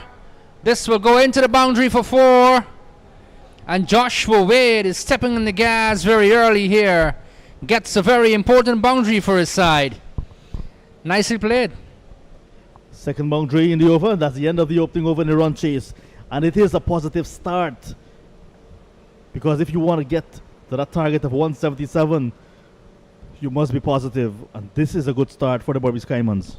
Yes, obviously you have to get on the right track. You have to keep scoring. There's no point pushing around. The asking rate is just over 8, or it's over 8. So you can stick around. You need to get boundaries and get them quickly. Your running between the wicket must be good as well. And so far, Sachin Singh and Joshua Wade, they've done a decent job. 6 runs at the end of the first over. But things can happen and happen very quickly. We did see it in the first innings when the power play score was just 31 for 2. And then the other 14 overs, they walloped for 145 runs at 10 plus per over. So, you know, just don't count yourself out of this game. T20 cricket, fast pace, lots of action in a short space of time. Jamel LaFleur, the new bowler, sharing the new ball with Stephen.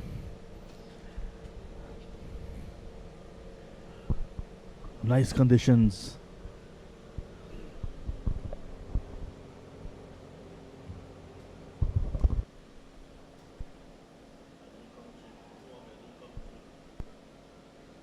So with LaFleur coming up now, he can bring some added variety to the bowling as well. He's been around local cricket for quite some time, and it's good to see he's been giving the ball to bowl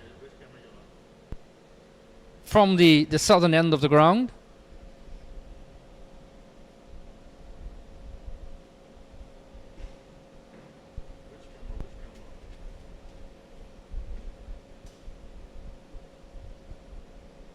And as you said, John, heavy wind.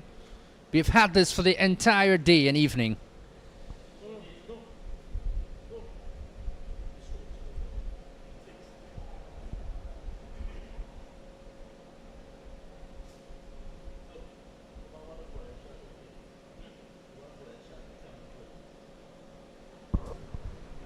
This is tugged away. And this will go into the boundary for 4. The fielder is just giving chase there. But we'll just pull it back. Looks as though it's Ivan who is approaching the boundary there. And they pick up another boundary here, John. Across the line, but safe shot because lots of power in that one. Razi Fiver just going to retrieve. Did that fence almost collapse because of that power? I don't think so. Yeah, well hit, however. Advancing and getting good connection again. This time it's going to go to the southern part of the ground and bouncing away for another maximum. Joshua Wade is in a no-nonsense mood tonight. They call him Hulk in local cricket. So putting lots of muscles in it, Mr. Hulk. They do. I know of that. And, you know, once it is pitched up in the slot, the hitting zone, he's going to go for his shots. And that was pitched up into the hitting arc, basically, and he got another 6. They are motoring along here now, and they want to come up with a win here. This is going to be, I tell you something, this is going to be an interesting match. But it's nice when you have to chase down a target and you have that intention very early. You signal your intentions very early. You're going to go after the bowling. Your intention is to win. And why not? Go for it.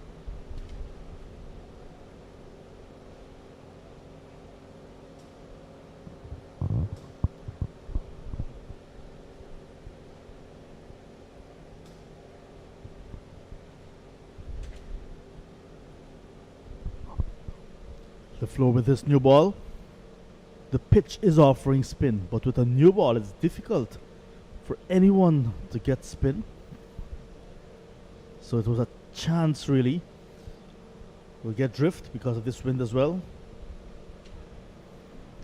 Singh needs some runs. Oh, look at that. Good commitment. Diving save to his own bowling. Great commitment shown there by LaFleur. And as you said, sometimes to grip the new ball, it can be very tough, especially for the finger spinners.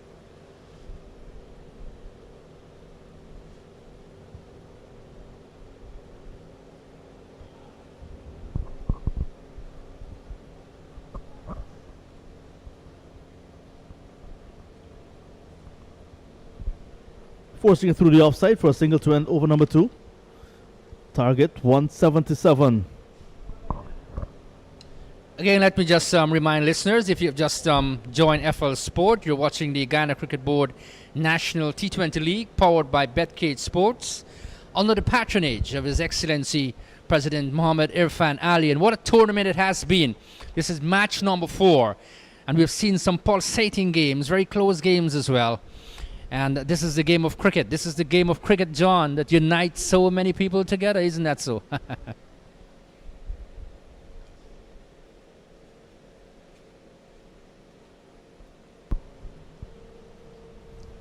So after tonight, the players and everyone will take a break tomorrow. No games tomorrow.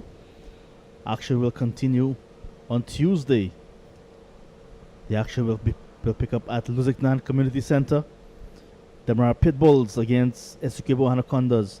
And viewers, please note, instead of a 2 p.m. start, it's now a 1 p.m. start. Remember daylight saving. We're losing daylight earlier than normal, so about 5 p.m. it tends to be too dark for cricket. So Demerara Pitbulls, Essequibo Anacondas, Tuesday 1 p.m. at Lusignan Community Center. Wednesday Piranhas and Hawks, also 1 p.m. Thursday is Diwali, and then Friday we pick up the action again. 3 games at Lusignan, all 1 p.m. start. Please note, as Ricardo Adams comes into the attack. Sachin Singh has had a really quiet start here. He's 2 from 4. Joshua Wade has been the man to step on the gas. He's 20 from 10. So it just goes to show that Sachin Singh just trying to pick up the pace of the wicket. This is turned into the onside. We'll get a single. Quiet moment now. The score will push up to 23. Yes, and with that game starting at 1, John, I think the organizers have done really well, because coming towards the year end, and we know the normal change in weather pattern and all of that, it gets darker very fast. So it's nice to see that the game has come forward at least for an hour.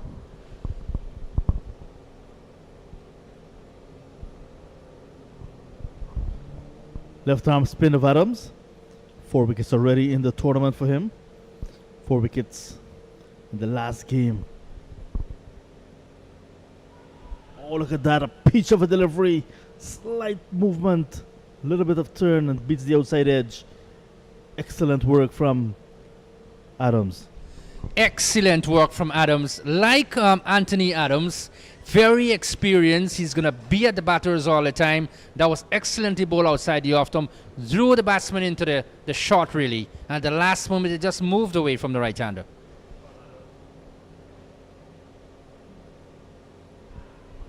Oh, weird. Again, looking to muscle this one. And the chase is on for the policeman. Ramkaran cannot get there. Leg by is now signaled. 4 of them. Ricardo Adams picked up 4 wickets against the Hawks yesterday.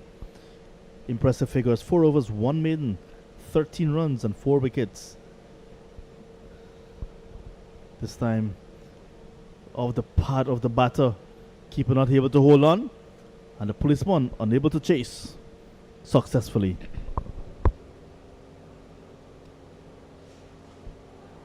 Oh, look at the connection this time from Joshua Wade. It goes into the night sky. It's going to come back into earth maybe next week at some time. That's a massive hit from Joshua Wade. He's quickly into the 20s, on the 26 now.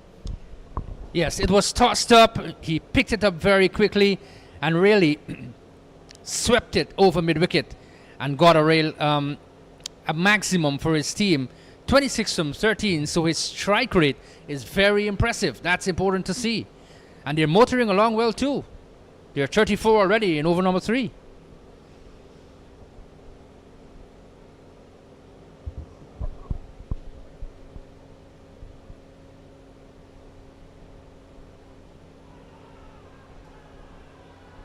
Oh, given. Umpire Imran Mokan says, Joshua Wade, I've had enough. Your little exhibition here is over. Wicket as well for Ricardo Adams again. Wade disappointed as anyone would be. 26 from just 14 deliveries. Struck in front. And umpire says you're out. 34 for 1 now at the end of over number 3. Yes, 26 from 13. He goes back to the pavilion dejectedly, though. We're just awaiting the replay, or perhaps we can have the mode of dismissal. Leg before wicket. So he was going back and he was struck on the pad, and what a way for him to go now.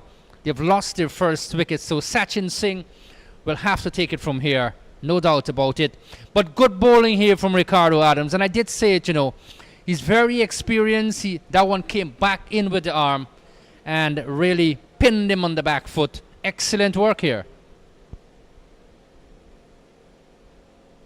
The new batsman in the meantime, Shaquille Williams, who has regional experience playing for the combined campuses and colleges. Plays for Maltinos in local cricket. Let's look at the dismissal once again.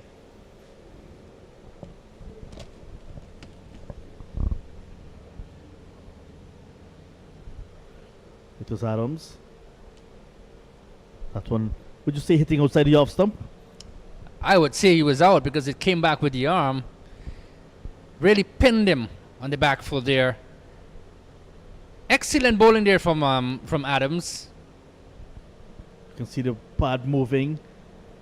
Look at that. Hitting it outside the line of the off stump, playing a stroke. Might have gone on to hit the pad as well. Hit the stumps. But hitting him outside the off stump, playing a stroke. Perhaps another day, John, he would have been given not out. But this evening, for sure, he's back in the pavilion. Shaquille Williams, you talked about his experience as well. He comes in now to the fore. Comes in to face the fire here, or face the music, as some would say. 143 and 102 balls. Could be some fire indeed with Cameron now coming into the attack. Dimitri Cameron, you see Demeter on his name on your monitor. Right arm, fast bowler. Starts with a loosener. A wide full toss, and lucky that one did not go to the boundary at backward point. Dimitri Cameron, another player who played at the regional level. He's got experience, he's got pace, but just fell away a little bit for a period of time. He's back into franchise cricket now. That's brilliant to see. And I'm happy to see the young man here bowling at LBI under the lights here in this franchise game. Good to see him out.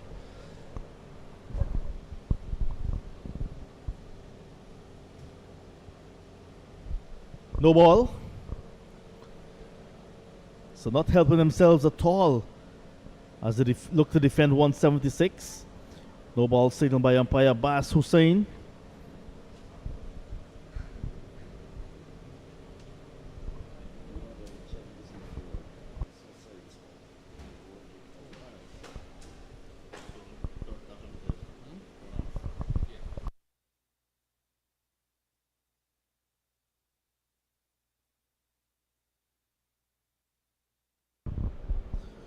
So Cameron again looking to get a try, but it's a free hit now. A toe-in of the bat, Sachin Singh. You wanted to leave that to have another go. So you can say well bowled under the circumstances from Dimitri Cameron, who's now switched clubs in Berbice. He's playing for Albion. Yes, he has. And time and again you'll see players do that. That's not a problem. If you find that you're not comfortable for whatever reason and you want to switch club, you can do that. At least you're playing in Guyana and you're going to represent Guyana, obviously. But as I said, nice to see the young man coming back into cricket. Excellent work there from Cameron. And Sachin Singh is having all sorts of trouble here. He's not settled here, John. He's 3 from 9, having lots of trouble out in the middle. Yeah. Would like to spend some time at the crease, get some runs, get some form as well. Early days in this tournament.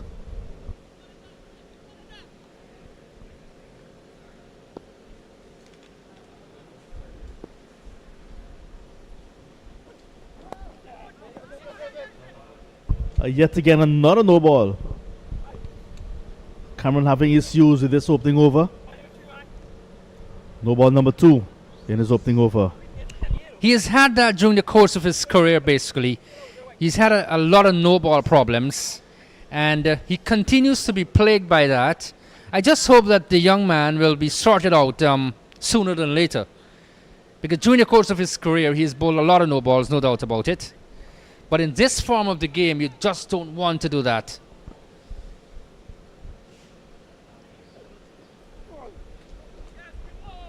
And again, Singh missing out on the free hit. So just 2 no balls in the over in terms of runs. 36 for 1. Sachin Singh made a meal out of that. He's not middling anything at all. He's having a really tough time out in the middle.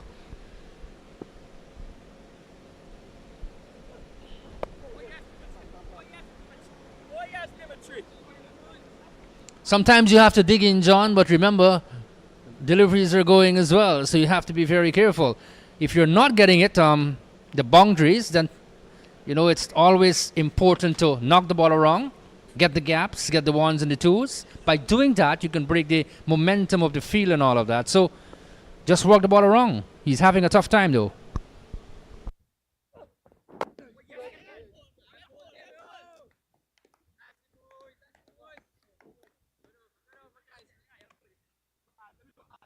So we see now the score, the required rate has just jumped a little bit. 141 from 96. 8.81 now is required rate. That has stepped up back.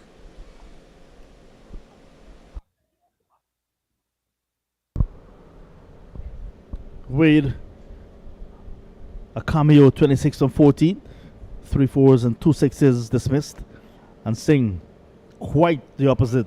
3 from 13. Have some batting to come. It's how they will use them. It's left to be seen. Already 7 extras from 4 overs. Still in the power play. Ricardo Adams now for his second. Got the breakthrough.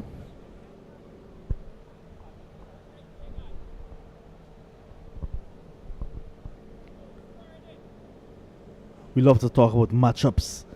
So it'll be a good matchup here now. Adams bowling to Shaquille Williams. Williams loves to play strokes. This is his first delivery. Given, comprehensively beaten immediately. This time, no doubt that umpire Manmokan has made a right decision again. Look at that. Williams trapped on the crease, back foot, and again another wicket for Ricardo Adams. What actually happened there? He was basically half cocked. He wasn't coming forward nor going back, so he was struck on the pad, and there you have it. He was out LBW. Pretty good decision by the umpire from our vantage point here. 36 for 2 now. Lots of pressure on the batting team. Yes, he wasn't coming forward, full stretch forward. And Adams continues to impress, using all his experience in his guile here. Had a good inter-county tournament, Ricardo Adams, and now picking up from where he left off. 2 wickets in this game, 4 in the first, 6 runs already, extending his lead as a leading wicket taker in the tournament. I like to say early days, but once you can take that lead, you want to maintain that as well. Ronaldo Rennie, the new batter, a little pocket rocket, short of some runs as well, but perfect opportunity to get going. Yes, he is a talented player, no doubt about it. Ronaldo Rennie, we look at some of his stats at the local level, 14 matches. Strike rate, not bad, just over 100. So he's got some batting pedigree, that's for sure. He'd want to impress here though this evening.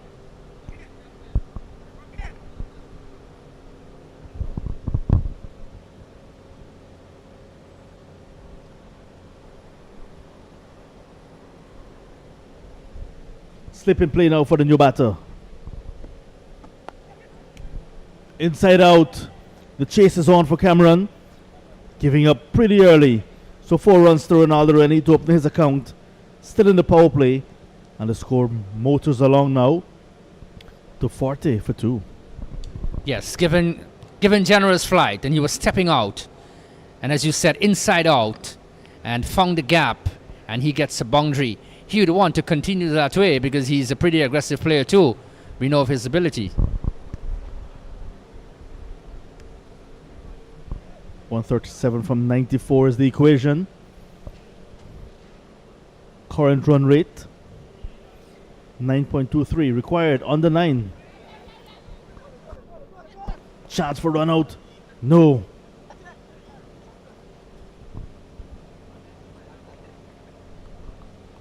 Yes, they'll have to be very, very careful running between the wickets, because I tell you something, the fielding team, their ground fielding is pretty impressive. So they'll have to be very careful with how they run between the wickets. Communication skills is very important. Sachin Singh comes into strike. He has had a very torrid time so far. But these things can change in a matter of time. In just one stroke, Ronaldo Rennie went past Sachin Singh, who has been there from the start. Under some pressure, and that will help him. Slight misfield from Stephen. So just a single still. Required run rate under 9. Current run rate exactly at 9.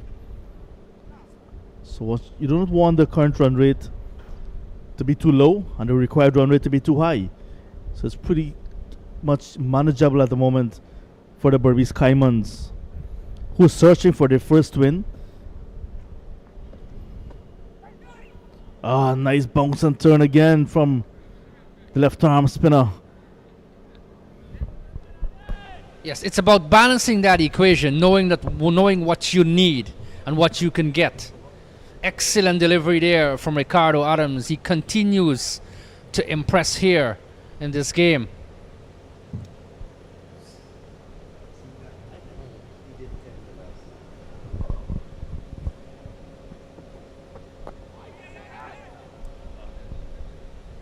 Yeah, the struggle is on, but successful over for Ricardo Adams again. 2 for 13 from 2 and after 5. Caimans looking to get 177, 42 for 2. It's kind of even, Stevens, in my estimation. 42 for 2, 135 off 90. Ronaldo Rennie, he's coming. He's pretty aggressive. He can thump it around. Sachin Singh might just be playing an anchor role here right now because he's senior as well. Adams has bowled really well, 2 for 13. Continues his impressive run in this competition. We look at the bowling there. Stephen has had 1 over for 10. LaFleur 1 for 13. Adams 2 for 13, 2 wickets. And the action continues out in the middle. Again, let me just remind you, you're listening to the Guyana Cricket Board National T20 League, powered by BetCageSports under the patronage of His Excellency President Mohammed Irfan Ali. I'll come over to Naim Chan in a bit as Cameron continues.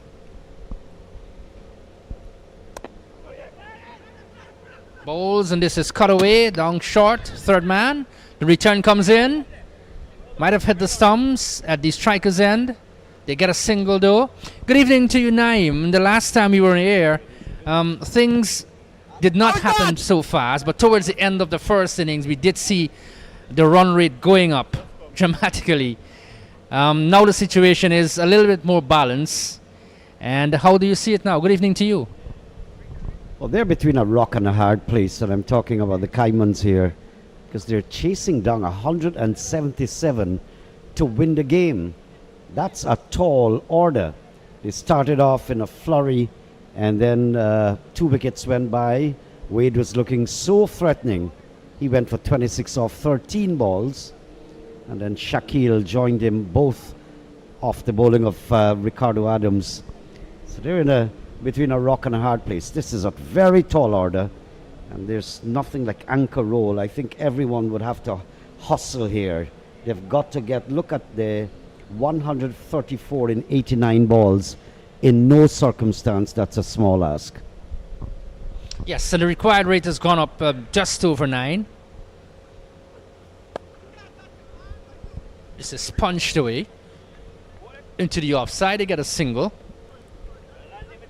So what they'll need now is someone to step on the gas and step on the gas quickly. And as you said, you don't want the required rate to step into the 10s, the 11s, the 12s. That is the period of time when you start to panic as a team. So you want to keep abreast with the scoring. They're scoring at just over 8, mind you, which is not bad. But you don't want it to jump into the 10s. There is where it becomes a little bit problematic for you. Especially when you're losing wickets in the process.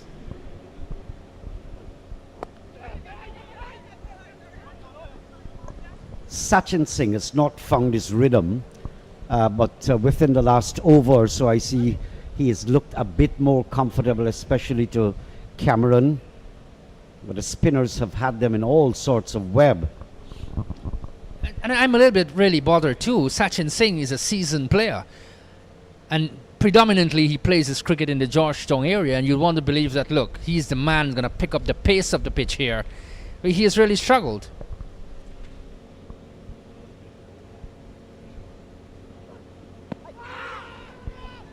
Jumping there, jumping Ronaldo Rennie. If that one was straight to the wicket, that would have been a very, very good confident shout.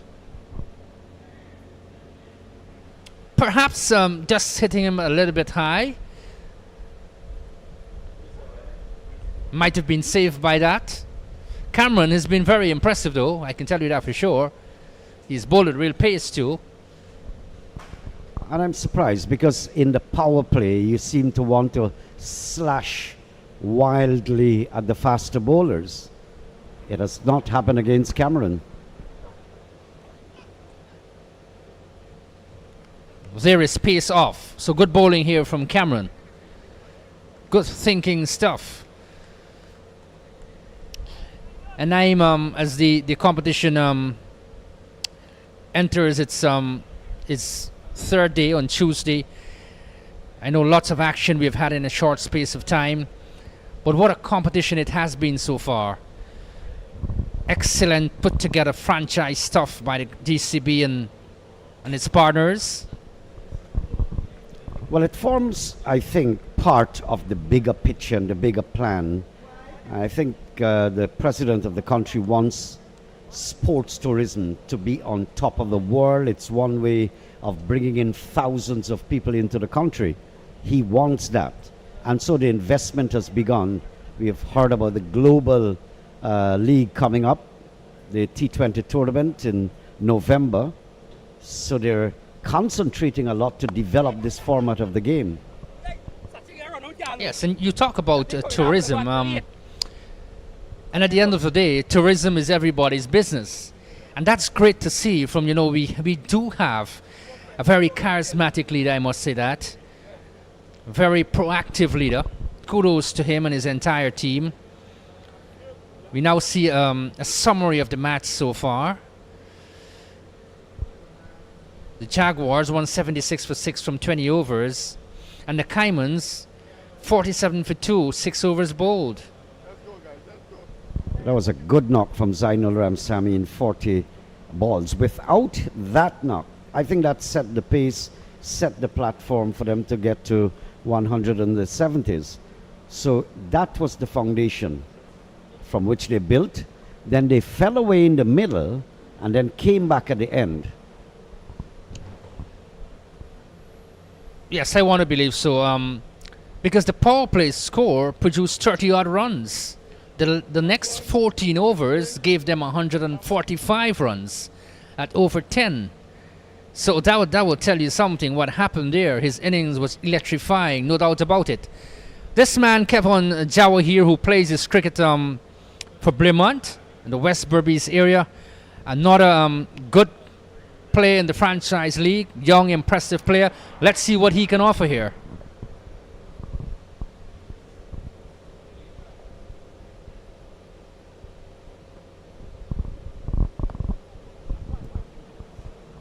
First ball, just a loosener. Ronaldo Rennie getting in behind. But they've got to just be cognizant of the amount of runs, 83 balls. And in a jiffy, those balls are dwindling. And when it dwindles and the runs, the required runs go up, you're finding yourself in a problem. I don't think there's much they can do. The bowling has been pretty good. Sachin is not finding his rhythm. Look at that, 16 balls, 6 runs. And he's normally a very aggressive batsman, but he simply can't find the rhythm. Yeah, and sometimes the game of cricket, you look at it, it can be very ironic. Very aggressive player, Sachin Singh, but he's struck on the back foot here. He hasn't been able to get a ball away. Good bowling here from Jawa here. He's got good variety too. He has been on the local circuit for some time. But Singh continues to struggle, and as you say, 6 from 17 now. It's something that you don't normally see in a T20 game. But that can change in the blink of an eye. Nice shot, flowing, but there's a man down on the wide, long off boundary. They're going to go back for 2. Just a long little fumble and delay there, causing the batsman to go back for a second. Sachin in the last over or 2, I think he's gradually getting into that rhythm required, but there is not a lot of time to do it. If there's a batsman in the side, the batting side, apart from Wade, he's gone, who can really step up this tempo and bring something of a respectable response, it's going to be Sachin Singh. But he's simply not getting it. The important thing from here onwards, what I want to see as a cricket fanatic, is to see him continue his innings and don't give it away. Because here, if he gives it away, he's going to become a real failure in this innings, because he's 9 from 19. So you want him to continue, and then he's going to step on the gas to bring that scoring rate up a little bit, that strike rate.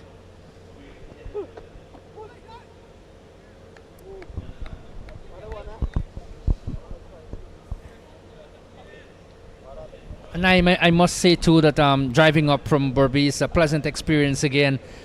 Lots of developmental works going across, being done across the country.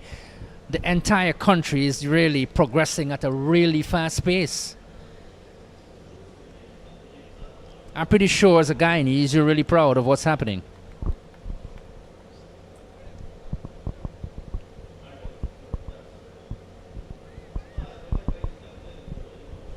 Well, we've said so much about that before.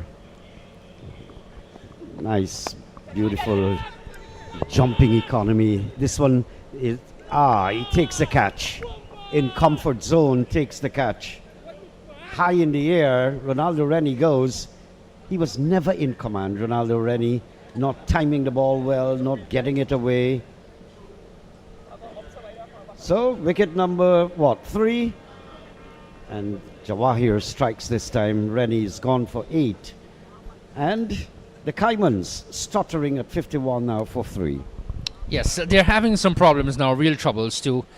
Because I thought that with Sachin Singh not upping the tempo, the man who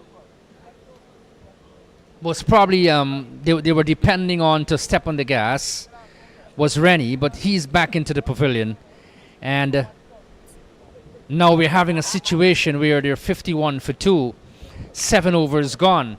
So the required rate has jumped up again, over 9, 9.69. So it continues to go up there, Naeem. Yes, and we expect that to climb even further, because the man who's in there that can change things around is not getting his rhythm in. So Shamar Apple has joined him, Sachin Singh. 19 deliveries, 9 runs. Not utilizing the power play, or may I say, was unable to utilize the power play in favor of the Caimans, because the bowling has been quite frankly on top. And I dare say, and I always advocate for this, that if you're not scoring the boundaries in whatever form of cricket you play, singles and twos are very, very important. Why not knock the ball around if you're not getting boundaries? And by that, you can break the rhythm of the fielding team. Things can happen. But sometimes you see batters being struck, just stuck in the crease. Nice shot, some savagery there. They're going to come back for 2. Watching for the overthrow. That sensible batting there from the batsman, always keeping your eyes on the ball so that the eventuality of an overthrow or something, some miscarriage there, you're always alert and ready to take the extra.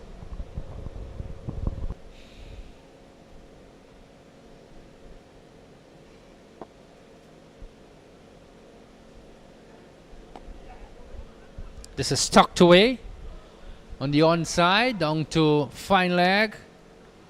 And we'll get another single. Good rotation in the strike. This is what you want to see, because Singh hasn't been able to get the boundaries. 12 from 21. Well, if they're not getting the ball away because the bowling is on top, then they have to do exactly what you've said. At least rotate the strike until you get the bad balls and you're able to dispatch. It seems the batting is crumbling so quickly. I mean, just 2 wickets before this one were out, and now 3. And it just seems as though they simply can't get over the bowling. Nice bit of feeling, continuously putting the batting side under pressure. Yes, and when you look at this position now in over number 8, 55 for 3, you'd want to feel that, the fielding team, they have the batting team on their heels right now, and you want to maintain that. You don't want to give them a chance. Go for the kill. Pick up wickets.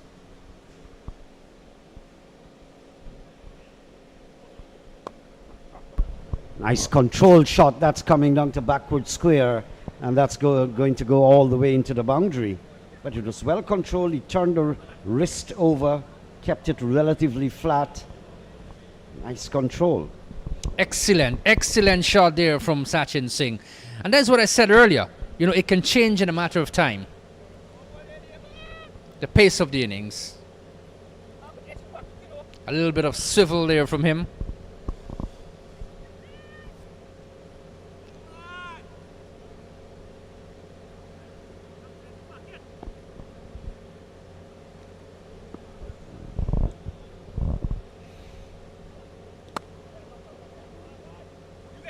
This is driven in on the offside.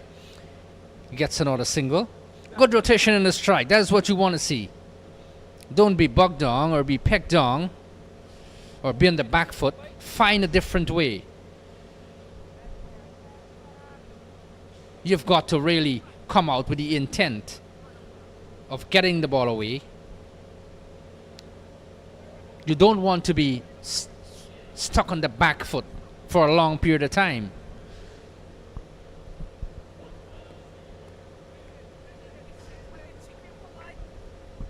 You're overshadowed actually by the umpire, but that seems clearly like it was not a good enough effort by the wicketkeeper. Shamar Apple was out of his crease for a while, and I'm surprised that the bails were not actually dislodged. Have you seen Dimitri Cameron in recent times, Naeem? Pretty young, exciting bowler from Berbice. Yeah, I think he's very energetic. He's very constant, and he seems to have a lot of the raw materials for a good bowler in the making. He may not be tearaway fast bowling, not the likes of the great international ones or the former West Indian greats, but certainly with his kind of pace and bowling into the wind, I thought that it helped him a lot because of the high windy conditions.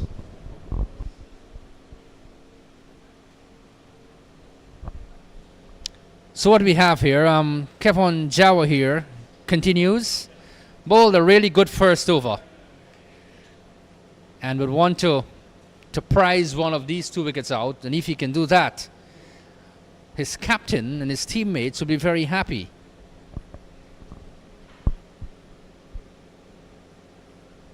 It's just cut away down towards point. He can't beat the field.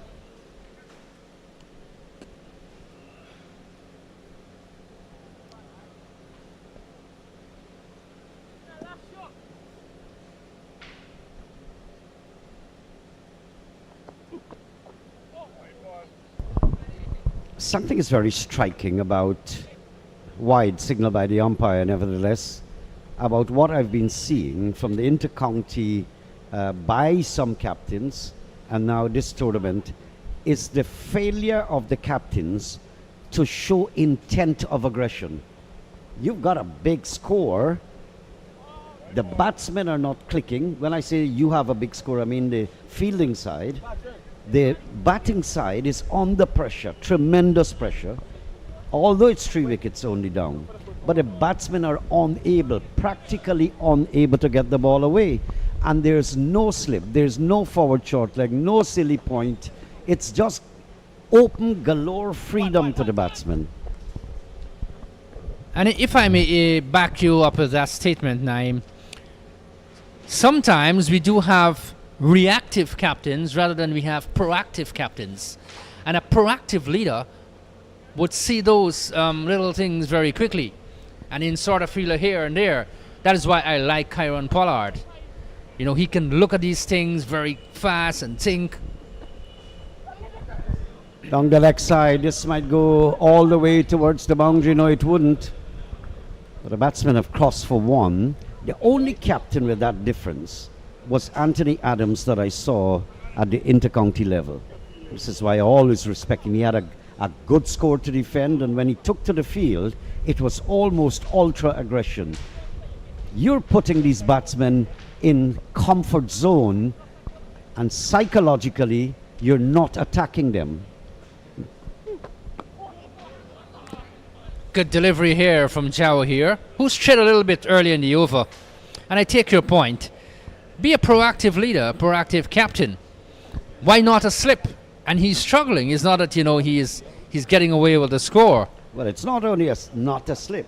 No one up for the catch, not even short extra cover, not short mid-on, not a backward square for the hook either.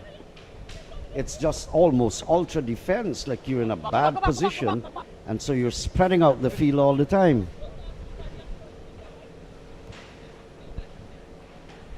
But these batsmen are limping practically, and you're letting them go off the hook without crowding him a little bit. Only Anthony Adams I saw did that.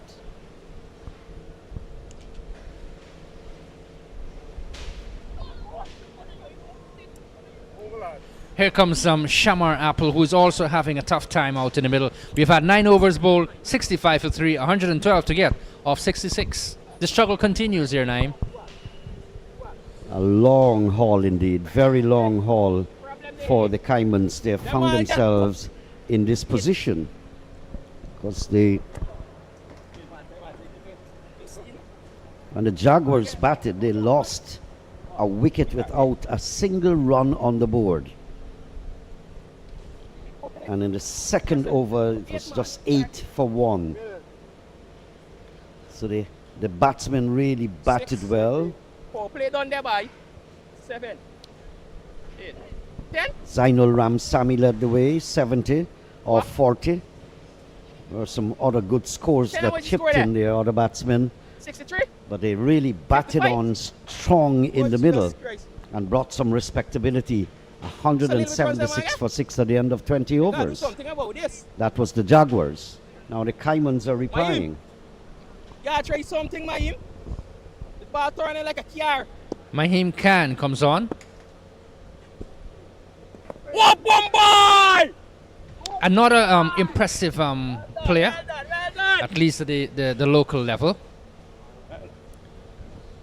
The required rate now just over 10, 10.34. They need 112 off of 65. Not in! Just cut away, can't find the gap. Is Singh. Hold my aim, hold my aim! Something significant about the halfway mark, I'm being reminded by my colleague Josh, is that at the water break or the interval, almost in every single instance, every match, a wicket falls. Keep all the ways! So they end up taking the break before the 10 overs are completed. Boom! Oh, we get that ball drift, boy. Is you named TJ? Is you sing the song drift? The ball drift, my aim! And as my stint gradually comes to a close here this evening, Naeem. It was just an honor again being on FL Sport to do commentary on this tournament. That one is gone. Yes, into the boundary for Come 4. on, guys. Sachin Singh just about loosening up. Let's see a replay of that nice, beautiful shot, flowing, fluid shot, bisecting there, but a bad bit of feeling. Look, we have seen this for the umpteenth time this evening, where a catch is being put down, or we have had lapses in the field, the ground fielding, and it continues to happen.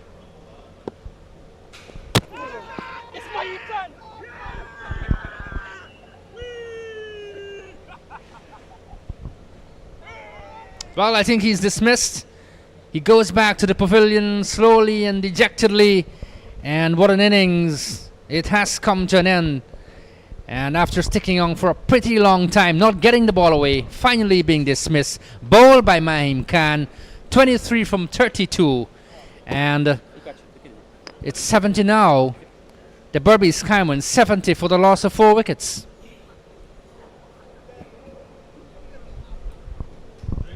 Well, I simply think that that's the wicket that the Caimans wanted to retain.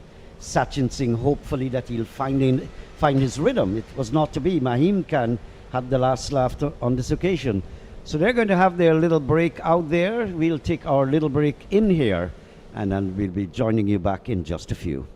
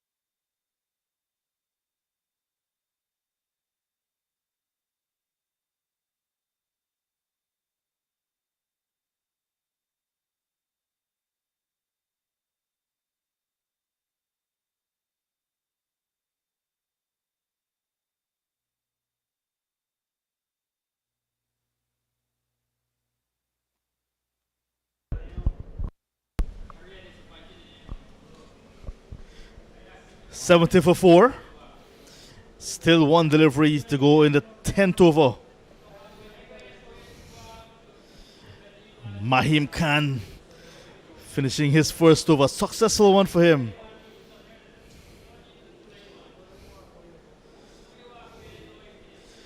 '70 for 4.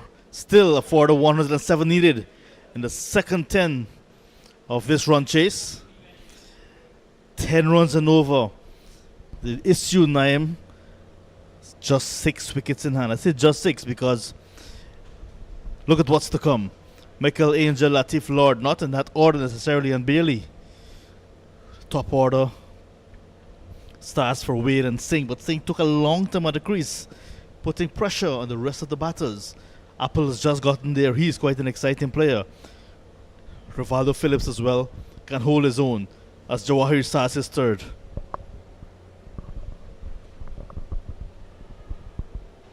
Very close shave there, very close shave. Optimistic though, the wicketkeeper, trying to put some extra pressure on the umpire to see what he can get out of it. I like it, Naim. I like it. You can see he actually dragged the back foot out, but the front foot came back quickly.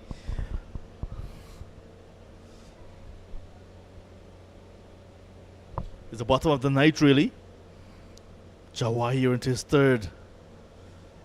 Oh, almost. Chance for a run out as well. What happened there? The batter hit the ball into Rivaldo Phillips, and he played a gentleman's role, not going for a single, although it was on. Look at that. Into his bat. And he said no. The gentleman's game, the spirit of the game, could have been the result of a wicket. The process, yes, could have cost them. But I think Jawahir knows that these batsmen are not doing well. They're scrambling, they're searching, and if you notice, he's giving it a lot of air, luring them into a mistake. This started since his batting. That innings, 20 from 12. Now you can see the confidence in his bowling as well. It's oozing.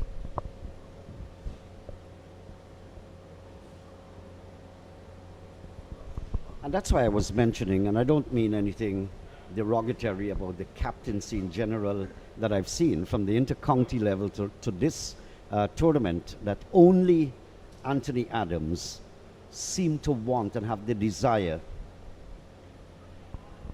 Uppishly in the air, no hands around, so pretty safe. But only Anthony Adams I saw during the inter-county. If you have the other team under pressure, don't let them off. Do not allow them to get back into comfort zone. And the lack of aggression by the captains, even when they're in a strong position, I mean, if it's halfway, 50-50, you can't afford to take a lot of aggressive action. But in circumstances like what we saw here, wickets tumbling after Wade, no one was offering any resistance. Too quick this time. Sometimes the spinners try to bowl too quick, like Jawahir on this occasion. Now we'll have to bowl extra delivery. Will this extra delivery be costly to his side, or will he be able to get again a good delivery to Phillips?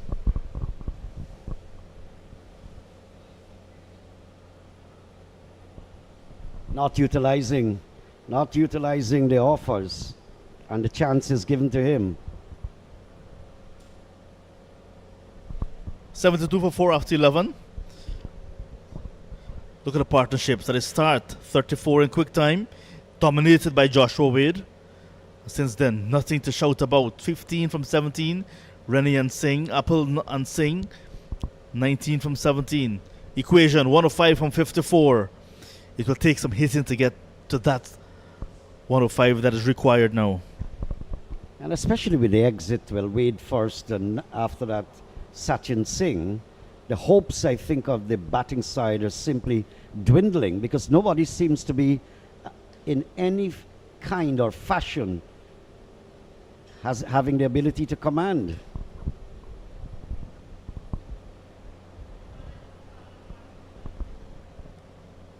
Mahim Khan starts his second. I love the way he handles himself. Just sometimes the only criticism I would say tend to be too quick. This one is in the gap, but will not get to the boundary.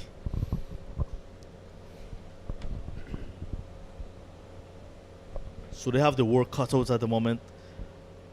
Apple and Phillips, but they're young. They have fresh legs. They can actually run quickly, like they did on that occasion to turn that perhaps a single into two. And that is the criticism I have. Too quick this time from Mahim Khan. On a track like this, you want to give the ball revolutions. You want to see the ball turning a little bit, throwing it up in the air, have batters looking up. That is my only criticism of him. But look at his name, Mahim Khan, similar to Naim Chan. Well, if it was similar or close to it, you would have been. You're right, John. That's another quickie.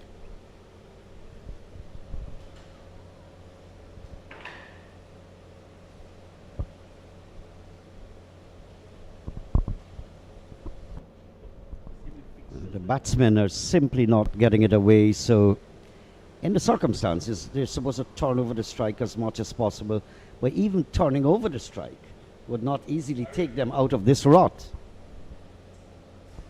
So in general, I think you have to say and give kudos to the fielding side. The bowling has been pretty well good. Consistent, I mean. Opportunity for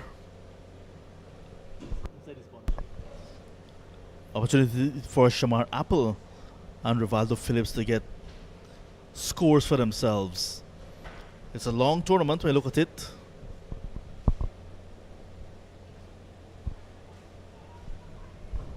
That would have been the third time we are seeing, but it didn't happen.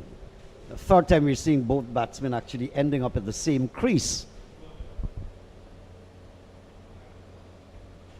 But all in all, John, I think with due respect to the organizing of the tournament, it's a start, it's the way to stimulate interest, to sell sports tourism. We have to be hungry for the sport. And if it's not promoted, 12 overs gone, 79 for 4, if it's not promoted and invested in, then how are we going to develop quality players and boost it? So we have to congratulate the people who have been coming forward and organizing. And it's somewhere along the line, you have to say kudos to the Guyana Cricket Board and whoever the sponsors. BetCageSports. Look at what's to come, Naim. To remember, everything's going to shift for 3 consecutive days. Well, I'm going to say consecutive days: Tuesday, Wednesday, and Friday. Thursday is going to be Diwali. Pitbulls against Anacondas. Piranhas will play on Wednesday. Short, pushed into the offside. No big worry. No upset. Nothing dramatic happening. Just a single. And all of these games you're talking about will be shifting across to Lusikna. I see that they're doing a lot of work on the ground there. Yeah, lovely little venue there, a few miles from where we are on the same corridor. But those games, quite importantly to note, especially to our viewers, it's not a 2 p.m. start anymore. It's 1 p.m. 1 p.m. Still afternoon game. You can still come out to Lusiknan. 1 p.m. start. Tuesday, Wednesday, and Friday. Ahead of the weekend, we have some more double headers. But at Lusiknan, just 1 match per day.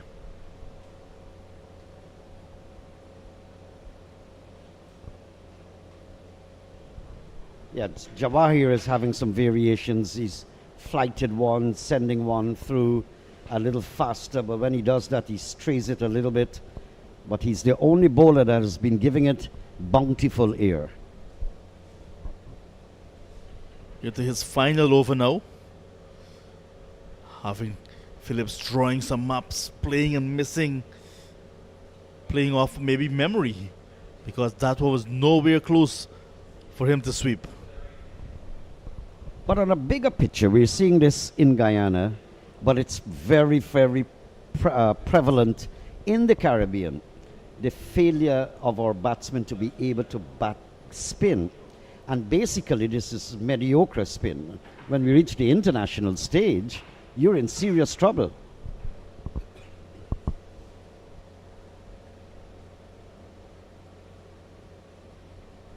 I don't mean anything badly about our spinners, but the contrast I'm drawing, if you can't handle what we have, how are you going to handle those people at the big stage?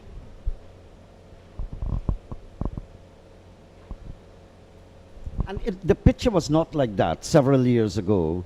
The Trinidadians could have batted spin because spin was prevalent with Inchan Ali and all those great spinners. Rajendra Dhanraj, outside the off stump, taken by the wicket keeper.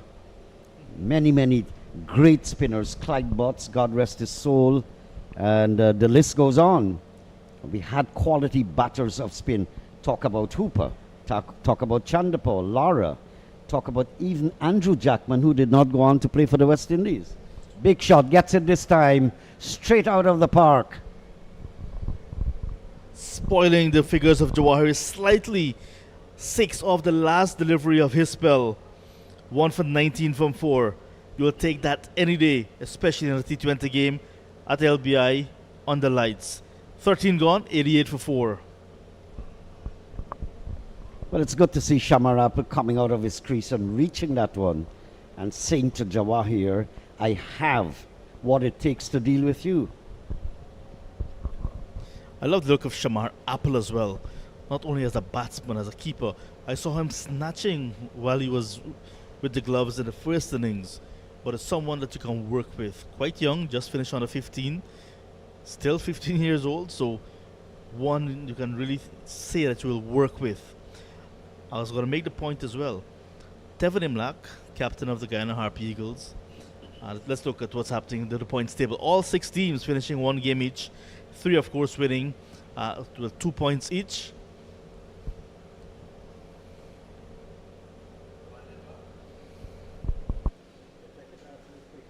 Pitbulls, Anacondas, and Jaguars with 2 points each. Hawks, Piranhas, and now the Caimans searching for their first win. And tonight you see the Caimans under a whole lot of pressure, whereas the Jaguars can very well extend a little bit of a lead. As we have a slight hold up in play. You best go check for your microphone. It's a replacement actually they're doing for the microphone as 13 overs completed.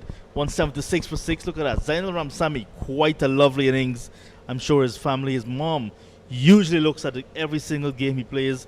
Abdul, his brother, played in an earlier match, but that innings from Zainul really lit up things here tonight and got his team over to a very competitive score. 176 for 6. 70 from 40 deliveries. One of the best innings I've seen in T20 cricket because he started slow, had to accelerate and pace his innings nicely. I was making a point about Shamar Apple because if you look at what's happening in the Harp Eagles, Captain Tevin Imlach is there, Kemal Savory, who may also play in the outfield as a purely batsman. They're there. As Mahim Khan starts a new over chance. Could have picked up his second wicket. Rivaldo Phillips offering him a chance. But Mahim Khan said, you know what, I don't think I'll take it right now. Look at that. Quick again. Slight turn, however. Going with one hand. And these young wicket keepers, Naim, like Shamar Apple, like Tomani Caesar, once they can put in some good performances, they can also be in the line of wicket keepers for the national side. Big switch down the leg side. Doesn't make contact. But that catch that was put down, that could be the 12th or 14th catch put down in this particular match. And about a similar number in the earlier game today as well.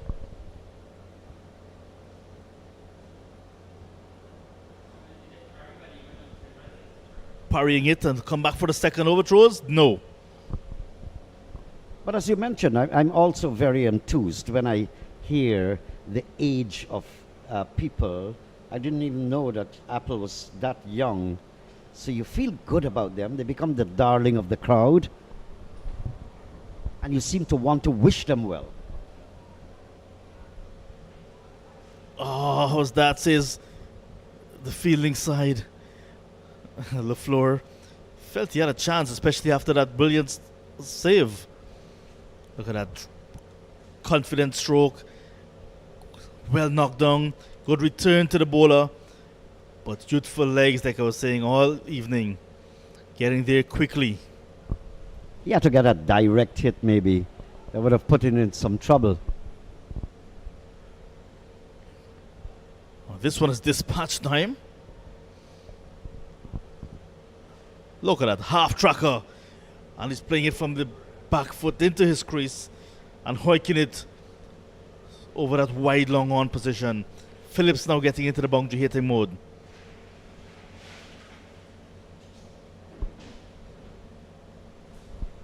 It's just 37 balls. There wouldn't be another chance. You may as well either get out, but you have to score.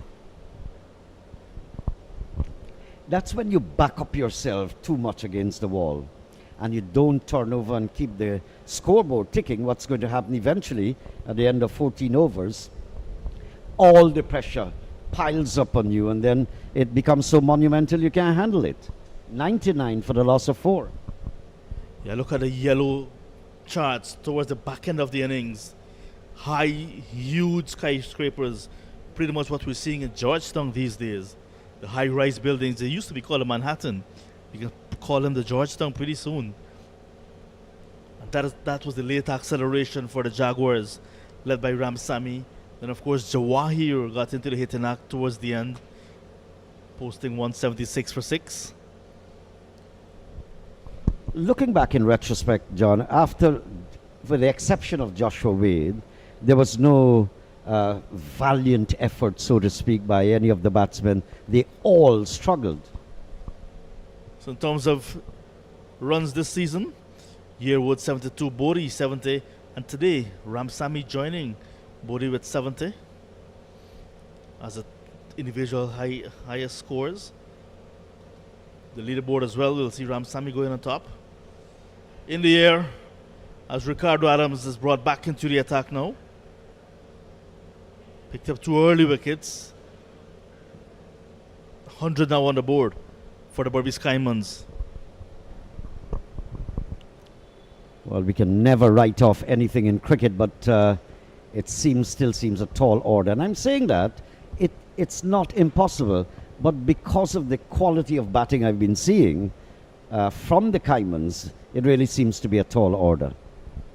Especially with 2 overs still remaining for Ricardo Adams. He's a fantastic cricketer.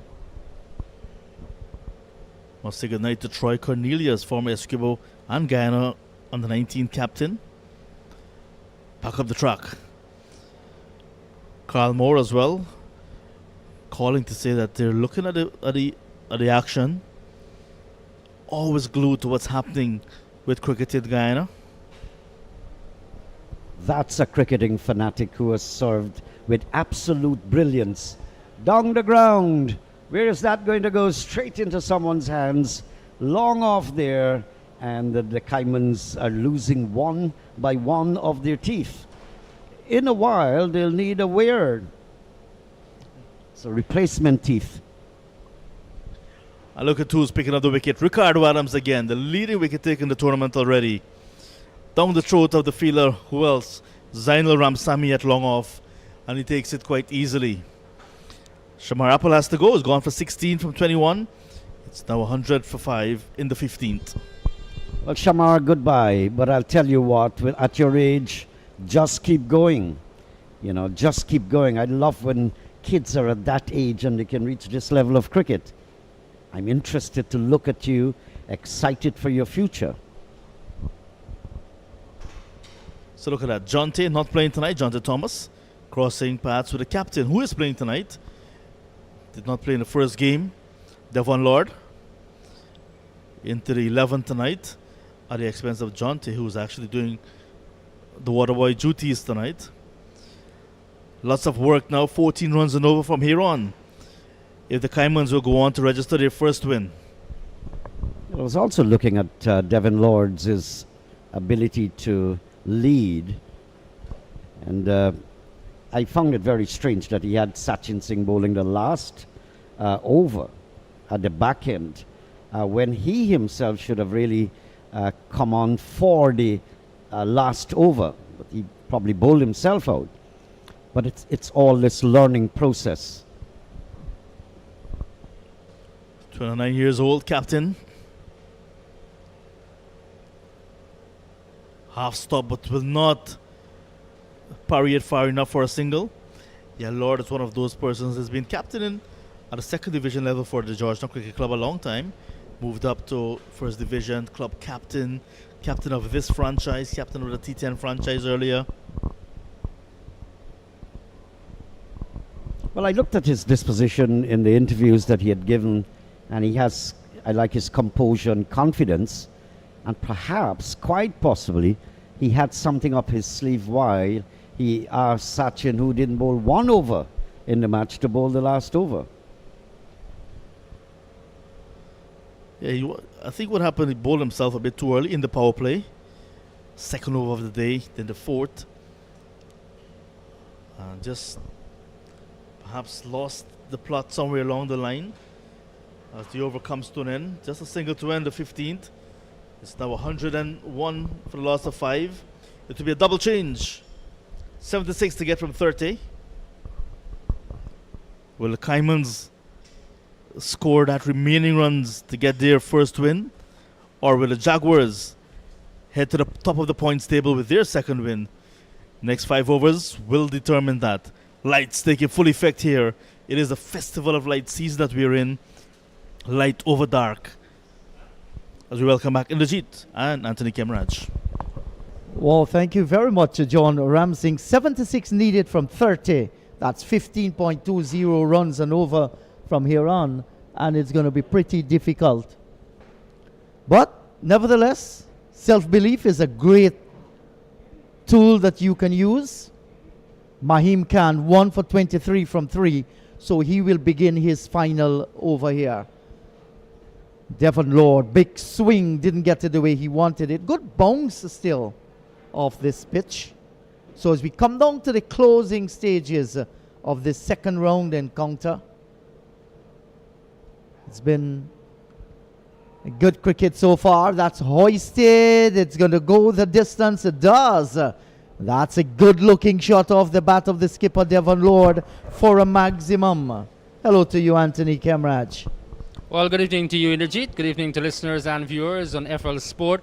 The action continues, but my word, 70 from 28 now.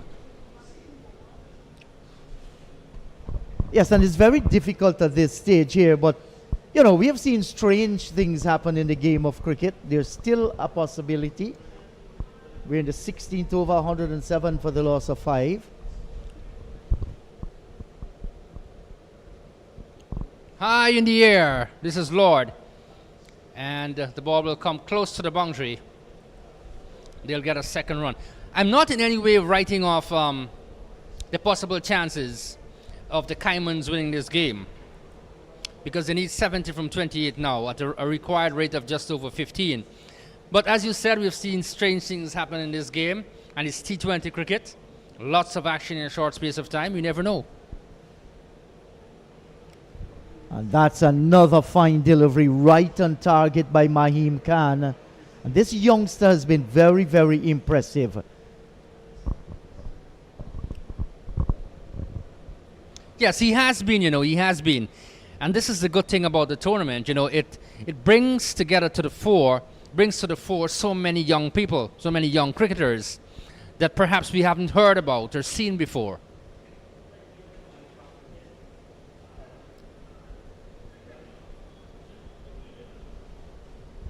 Just a single this time. They need the boundaries, and they need it with a frequency that is rapid, and that has not been coming.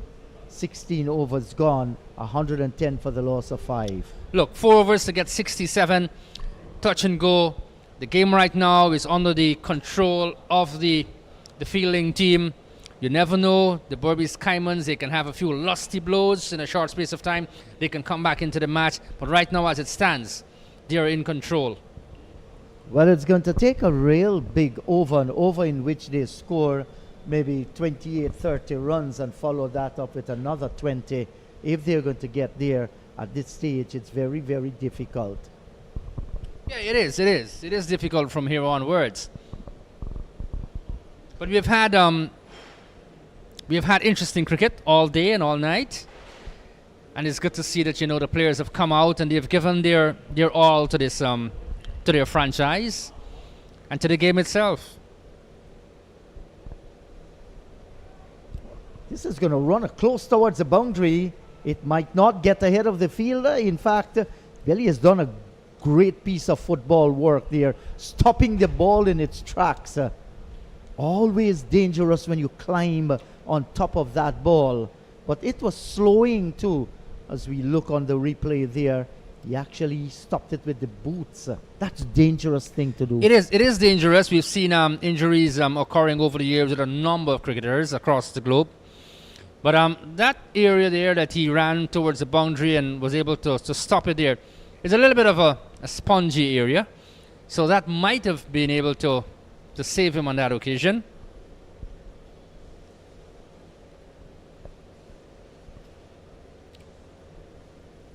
And Ricardo Adams continues to bowl well here. I think at this stage of the game that the Jaguars are going to go on for their second victory in the Guyana Cricket Board National T20 League, which is of course powered by BetCageSports. They have played very, very good cricket for the second time going into the 170s, and they are defending this 176 in style. From the moment he came on, Ricardo Adams, he's bowled really tidily. 3 for 20 in his fourth over. Excellent spell so far from him. Yes, and I just want to remind our listeners and viewers that the third round action, we have a day break. That's Monday. And then it continues on Tuesday. And that's going to be at the Lusignan Community Center on the east coast of Demerara. That match starts at 1 p.m. So we are going to be there. Just 1 p.m. at Lusignan. That's on Tuesday.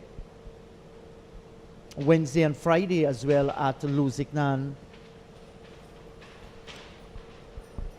And this venue will be used for the Diwali motorcade. They will be converging here for judging those motorcades. Different categories.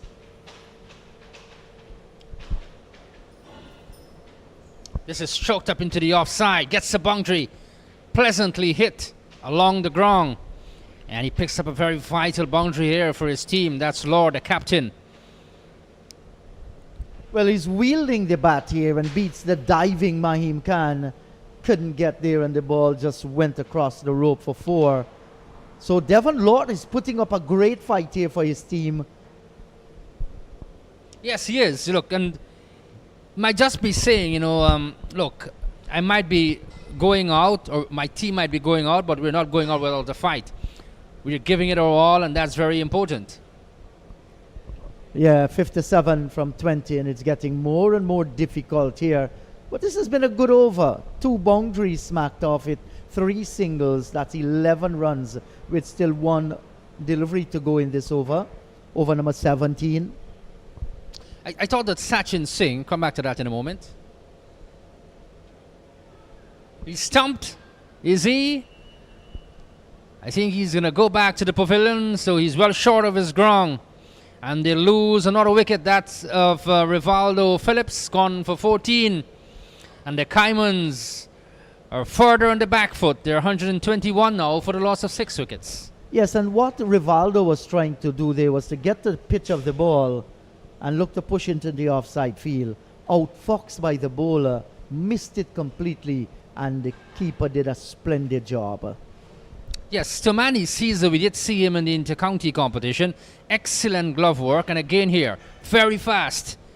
And was just whipped off the bails, and he was on his way. So what Phillips did there too was to announce his presence coming down the track pretty early, and that caused Adams to spray it a little bit wide. It's always a thinking game, isn't it? And a bowler like Ricardo Adams, who is vastly experienced, 4 for 26 from 4 overs, brilliant spell. He's going to do that. Once you come down, you're not to the pitch of it, he's going to slide it maybe down the leg side or the offside and get you stumped. He did that on that occasion, 121 for 6 now. 56 to get from the last 3 overs. It looks a very tough task from here. Yes, and I think it's almost impossible from here. There is no way they're going to get that. And the Anacondas won by 33 runs against the Piranhas. Then the Pit Bulls won by 93 runs. That happened yesterday under the Duckworth-Lewis Stern system. And today we saw also another match. The Piranhas, they went down to the Anacondas. So in another 3 overs, there will be a conclusion to this game. That's a 4th match in this series. Well, Dimitri Cameron, you hear we say Dimitri Cameron. On the screen we have Demeter Cameron. And that's because I think he did a deed poll on his birth certificate. Name change. That's right. He did a name change. I think he accepts any one out of the two. But because it's Demeter now, we have to go by that. That's his name change. It's all well. That ends well. Pretty young player. Impressive as well. Slow delivery. Just opens the face and gets a single. That's Devon Lord. He's playing a nice little innings here. 20 from 13. It might be a little bit late, but nevertheless, he's come out. He's shown that he's got some quality. And why not? Yes, nothing to lose here whatsoever. And the Caimans will be going down in 2 games now that they have played. Cameron, is he still involved in carpentry work in Berbice there? To some extent.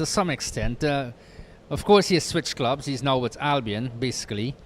But of course, cricket is not being played that much in Berbice because of competitions here and so forth. So he is wrong. And I did say earlier, nice to see him in the franchise tournament. Somebody's saying take the catch, but he's not going to ever get there. A few bounces and into the boundary for 4. It was our co-commentator at the back, Naim Chan. I'm pretty sure Naim in his youth days wouldn't have gotten there too. You never know. He's still looking very youthful with his schoolboy short pants today. Now, he managed to control it nicely because the ball made a lot of height off the pitch there. Took it from almost off the face and got the boundary. I must say, Energy, that when Naim is a part of the commentary team, there's plenty of laughter. But for some reason or the other, he's a little bit more serious today, on a serious note. Well, they say laughter is the best medicine. Most obviously. We're in over number 18. Dimitri Cameron. You mentioned not too much cricket is being played in Berbice. Berbice is separated into 2. You have West Berbice and East Berbice currently. A lot of cricket. I meant is East being Berbice. played. Yes. This is hit down the ground. And a misfield again. He'll get a second run here as the return comes in. So they're going along, not at a very brisk pace though. The required rate stands at 20.57. Yes, and most of the grounds in West Berbice are, enjoying floodlights. The Shieldstown Community Centre, they are having a match right now. 6-team tournament, the Edwards lighted by the Lalsa brothers. That's in the air. It's going to fall pretty safe. No chance of a catch. The return comes in, but they're home. Good running between the wickets. Excellent running between the wickets. You need to do that. If you're going to have a misfield out in the middle, you need to put the pressure on the fielders. Coming back to a little bit about Berbice, East Berbice, West Berbice. In the West Berbice area, I must say that the Lalsa brothers, they have done a tremendous job in terms of their involvement in cricket. And Yes. that's nice to see. And they're getting support from a few businesses there as well. I was up there last weekend. Well, that's hammered away. Short delivery in the slot and spanked for 4. In fact, a maximum. That's a great shot. Excellent pickup shot there. It was short. We look at the replay now. Into his wicket very quickly and just swiveled a little bit and pulled it over the mid-wicket area for 6. He goes on. He's batting pretty well. Yes, so 18 overs have gone. 2 remaining after this. It's 137 for the loss of 6 wickets. Let me just remind that on Tuesday, the action continues at the Luziknan Community Centre. That's a stone throw away from here. The Demerara Pitbulls will be taking on the Essequibo Anacondas in that game. And we are going to be there as well to broadcast from that venue.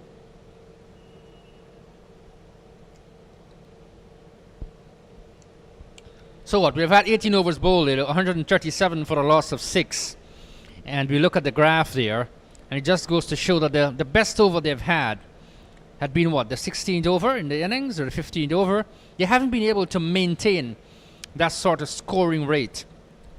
And I did mention it, Sachin Singh maybe used up too many deliveries up front. He wasn't able to get the ball away. Eventually he was dismissed. And they never really had that momentum during the course of the innings in the Jeet to challenge the winning score, the target. Yes, well, Wade had a good start, a few lusty blows for 6s and 4. But after he went, the innings went into a little bit of a lull. And because of that, they struggled. But they came up against some very good bowling. I think those 4 overs that was sent down by the leg spinner, Kevin Jawahir, that was a telling spell in the middle. And Ricardo Adams saw the leg spinner, engage him, and he did not disappoint. Rajiv Ivan is being asked now to bowl over number 19.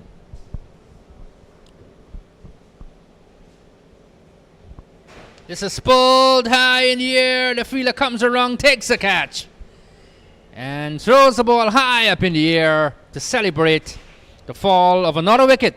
The Berbice Caimans have lost another one. 137 for the loss of 7 wickets. Yes, and look at Mahim Khan here. Safe pair of hands, settled under it, and another wicket has fallen. That's Mickle. He's gone back to the pavilion. Can't blame him whatsoever. They have to go for every possible one. The best thing they can do now, though, in my humble opinion, is to ensure they bat out the overs. Yes, you don't want to see the team being dismissed within the 20 over period. You want them to bat out at least. I'm pretty sure they're not going to get there unless we have something miraculously happen. 40 from 11. Well, the probability is there. We know a thing or two about our little maths, so it's still possible out in the middle, but very, very difficult. We must say that while it's not impossible, it's highly improbable. Highly probable. Highly probable, correction. So as we said, 137%, 40 to get from 11. An Angel and Lord at the crease. As well, you what said, a combination. Angel You're having and the Lord. angel, you're having the Lord. So there's divine intervention. It's still possible. Most obviously. Most obviously. You hit the nail on the head there. I didn't think of that for a moment or two until you brought it up.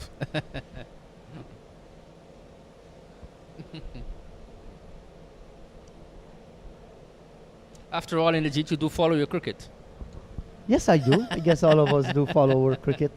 This game that is loved by millions around the world, especially here in Guyana. Cricket crazy nation, Guyana. Absolutely so. Absolutely so. This game that brings so many people together and, from all walks of life. Yes, we want to hail out the people in Essequibo as well. Yep. Because 2 matches will be played at the Pomona ground. We're looking forward for that trip to Pomona. Always a joy to go to Essequibo. And then Berbice as well, there's going to be 2 matches there. We're coming your way, so prepare for these. I was at Pomona for the opening round of the inter-county competition. I'll come back to that in a while. Outside the off stump. And the support that we had there, the Essequibo team had there, Berbice against Essequibo, was amazing. People came out in their numbers and were able to support their local team. Essequibo eventually beat Berbice. But what a sign, and what a game we had up in Essequibo Coast. Yes, and it's good to see every opportunity that is there and that can be taken. I know that the Guyana Cricket Board is looking to spread the game countrywide. It's going to take some time as facilities continue to develop, but definitely the intentions are there, and that's good. This is Lord looking for the pull again, and we'll get a single though. We'll just await the signal. Nevertheless, the score goes up to 138 for 7. Yeah, there was a massive turnout there at the Pomona ground, and it was so heartening to see people coming out. Let's say good evening to the president of the Essequibo Cricket Board, Mr. Dilip Singh, who's also a director, the West Indies Cricket Board, and a part of the Guyana Cricket Board. So, good evening to you, sir, you and your family and your entire team in Essequibo. You continue to do a good job.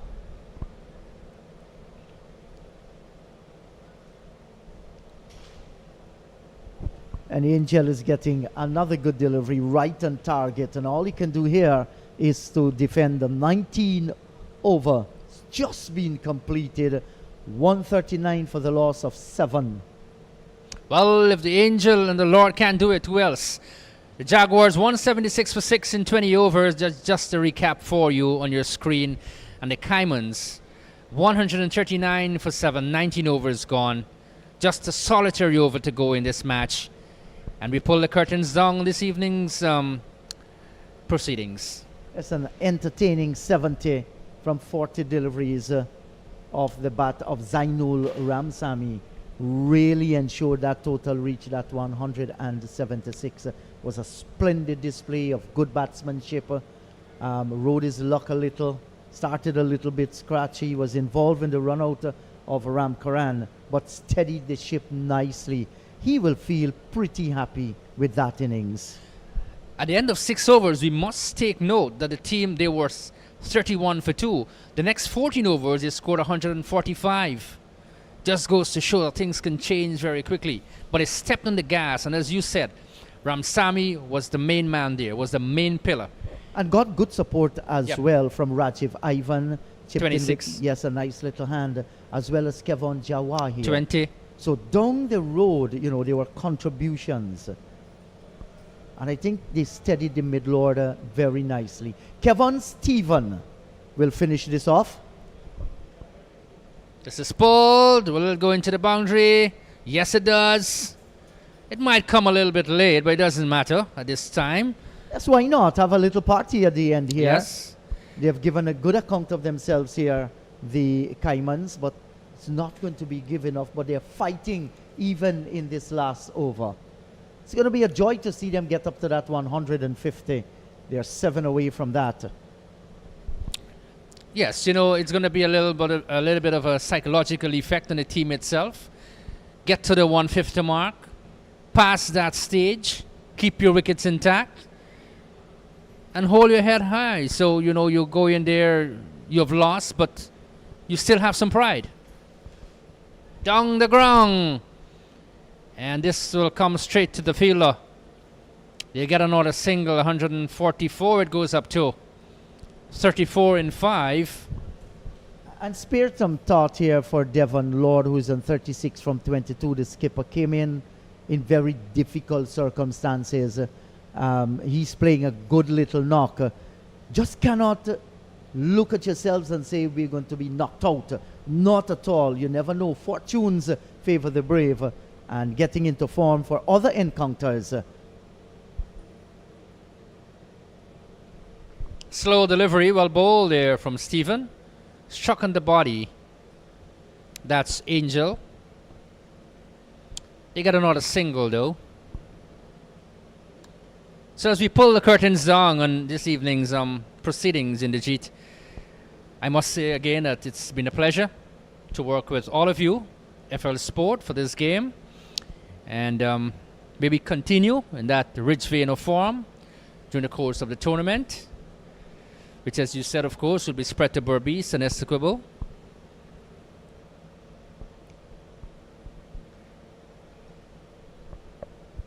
Has he gotten enough? No, he hasn't. There's a fielder there in position of the force bounce and just a single. So it's very quiet here in the last over. We haven't seen any big maximum, just the force one that went away to the boundary for 4. Other than that, a single, a leg by a single. Still 2 deliveries remain here.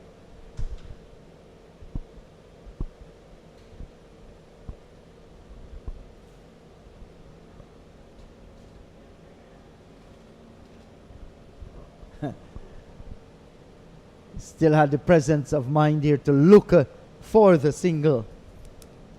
So, in fact, that's the end of the game. Still one more delivery to go in the 20th over. And the Caimans, they're going to go down, but they're going down fighting for all they're worth. And this is what we want to see. When your back is against the wall, stand up and fight, regardless what the outcome is going to be. Here's the final delivery. That's short and smacked. It's high in the air and coming down. It's going to fall pretty safe and rolls away towards the boundary for 4. That's going to bring up the 150 up for the Caimans team. But I'm afraid they have lost this encounter to the Jaguars. Congratulations to the Jaguars. They've played pretty well and they have won by 26 runs. 2 consecutive victories for them. So they're going to be cock-a-hoop with a day break. And the actions continue on Tuesday.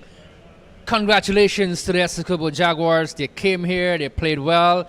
They really played interesting cricket. They were well oiled machine by the entire backroom staff. Essequibo Jaguars winning by 26 runs. We look at the scorecard to see Wade 26 from 14. Sachin Singh struggled 23 from 32. We've got Apple there 16 from 21. Phillips 14 from 13. Lord the captain towards the end 37 from 23. And Angel 5 from 5 towards the end. 150 for a loss of 7. They could not get up to the eventual winning score. Yes, but a very, very good effort by them. And, you know, the matches here have been competitive with the exception of the one that was played on the lights the first day. And look at the bowling column, that brilliance of Ricardo Adams. 4 for 26, 1 apiece for Kevon Jahawir, Mahim Khan and Rajiv Ivan. So a combination of good bowling has caused the demise here of the Berbice Caimans, losing this game by 26 runs. Well, you look at that now, the action coming up, that's going to be on Tuesday. That's the Demerara Pit Bulls. They're coming up against the Essequibo Anacondas. That match is 1 p.m. It has been switched from 2 to 1 p.m. We look forward for that. The points table, Anthony. Yes, you look at the points table, the Jaguars there, 2 from 2, very important, 4 points. The Pit Bulls, they have played 1, they have won 1, 2 points. The Anacondas, they've played 1, they've won 1, and it comes down to the bottom there. Yes, but the rest of the teams yep, have yet to put any points there. Look at the summary of today. Fantastic knock of 70 by Zainul Ramsami that really set them up to that target of 176. Ivan supported, Ramkaran 23, good 23 as well. Wade 1 for 20, Mikkel 1 for 35, and Riyad Latif 1 for 29. Caimans 150 for 7. Good fight from Lord 37, Wade 26, Sachin Singh 23. But like I said, Adams devastated them with 4 for 26.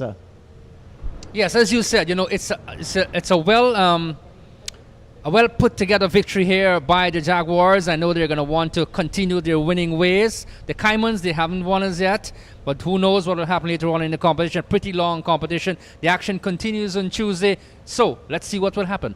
Yes, and we're waiting for our boy John O'Ramsing. He is going to grab hold of someone so we can have a thought by one of our players there. And as soon as John is ready for us, we surely shall go across. Luziknan, a lovely ground there.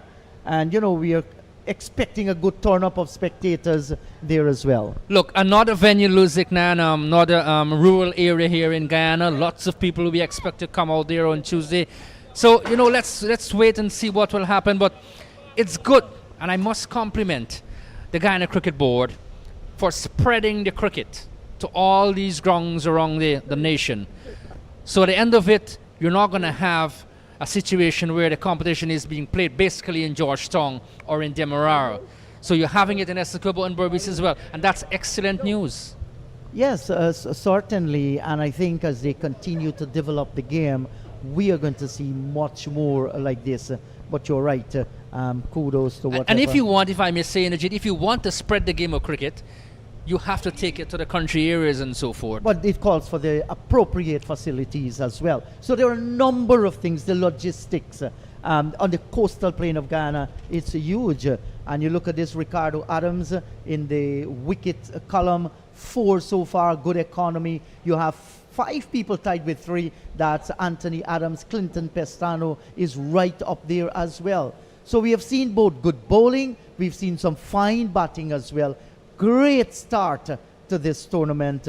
We want to remind our viewers and listeners it's the first of its kind, managed, executed by the Guyana Cricket Board, and also powered by BetCageSports, under the patronage of His Excellency the President of the Cooperative Republic of Guyana, Dr. Mohammed Irfan Ali. Spirit thought for national boys, the Harpy Eagles, they wing out to Trinidad and Tobago today to take part in the regional Super 50 tournament. Yes, look, that's a team basically put together basically on performances during the course of the intercounty. We're looking forward for the Harpy Eagles to win their first regional one-day title, senior title. Since 2005, they haven't won. Who knows what's going to happen in Trinidad and Tobago, but we wish them well. Let's see what they can come back with. Yes, they'll be playing 3 matches at Brian Lara, that's in the south of Trinidad and Tobago, 3 at the Queen's Park Oval, and they'll be playing 1 match at the UE Spec. In fact, they start their first game. They start the championship. They'll be playing the combined campuses and colleges at Brian Lara. That will be streamed live on ESPN. And I think the other matches will be live streamed by Cricket West Indies too. So we all look forward. Best wishes to our boys. I think they have landed in Trinidad and Tobago, will have their practice session and so on. Yes, it augurs well for cricket, when we can have the regional tournament.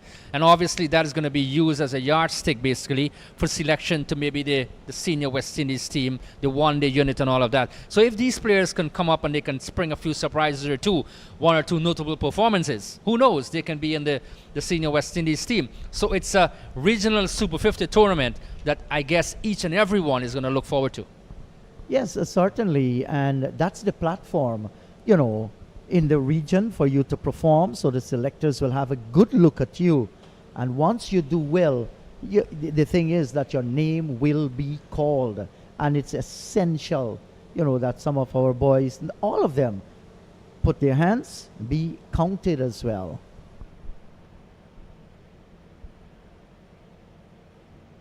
So tonight, this ground will begin preparation for our national Deepawali motorcade. You'll have so many lighted vehicles, depicting the significance of Diwali. Yes. So we're going to take our leave here from this ground at LBI, and we'll see you to join us at Lusignan on Tuesday for the Pitbulls against the Anacondas. Goodbye from LBI.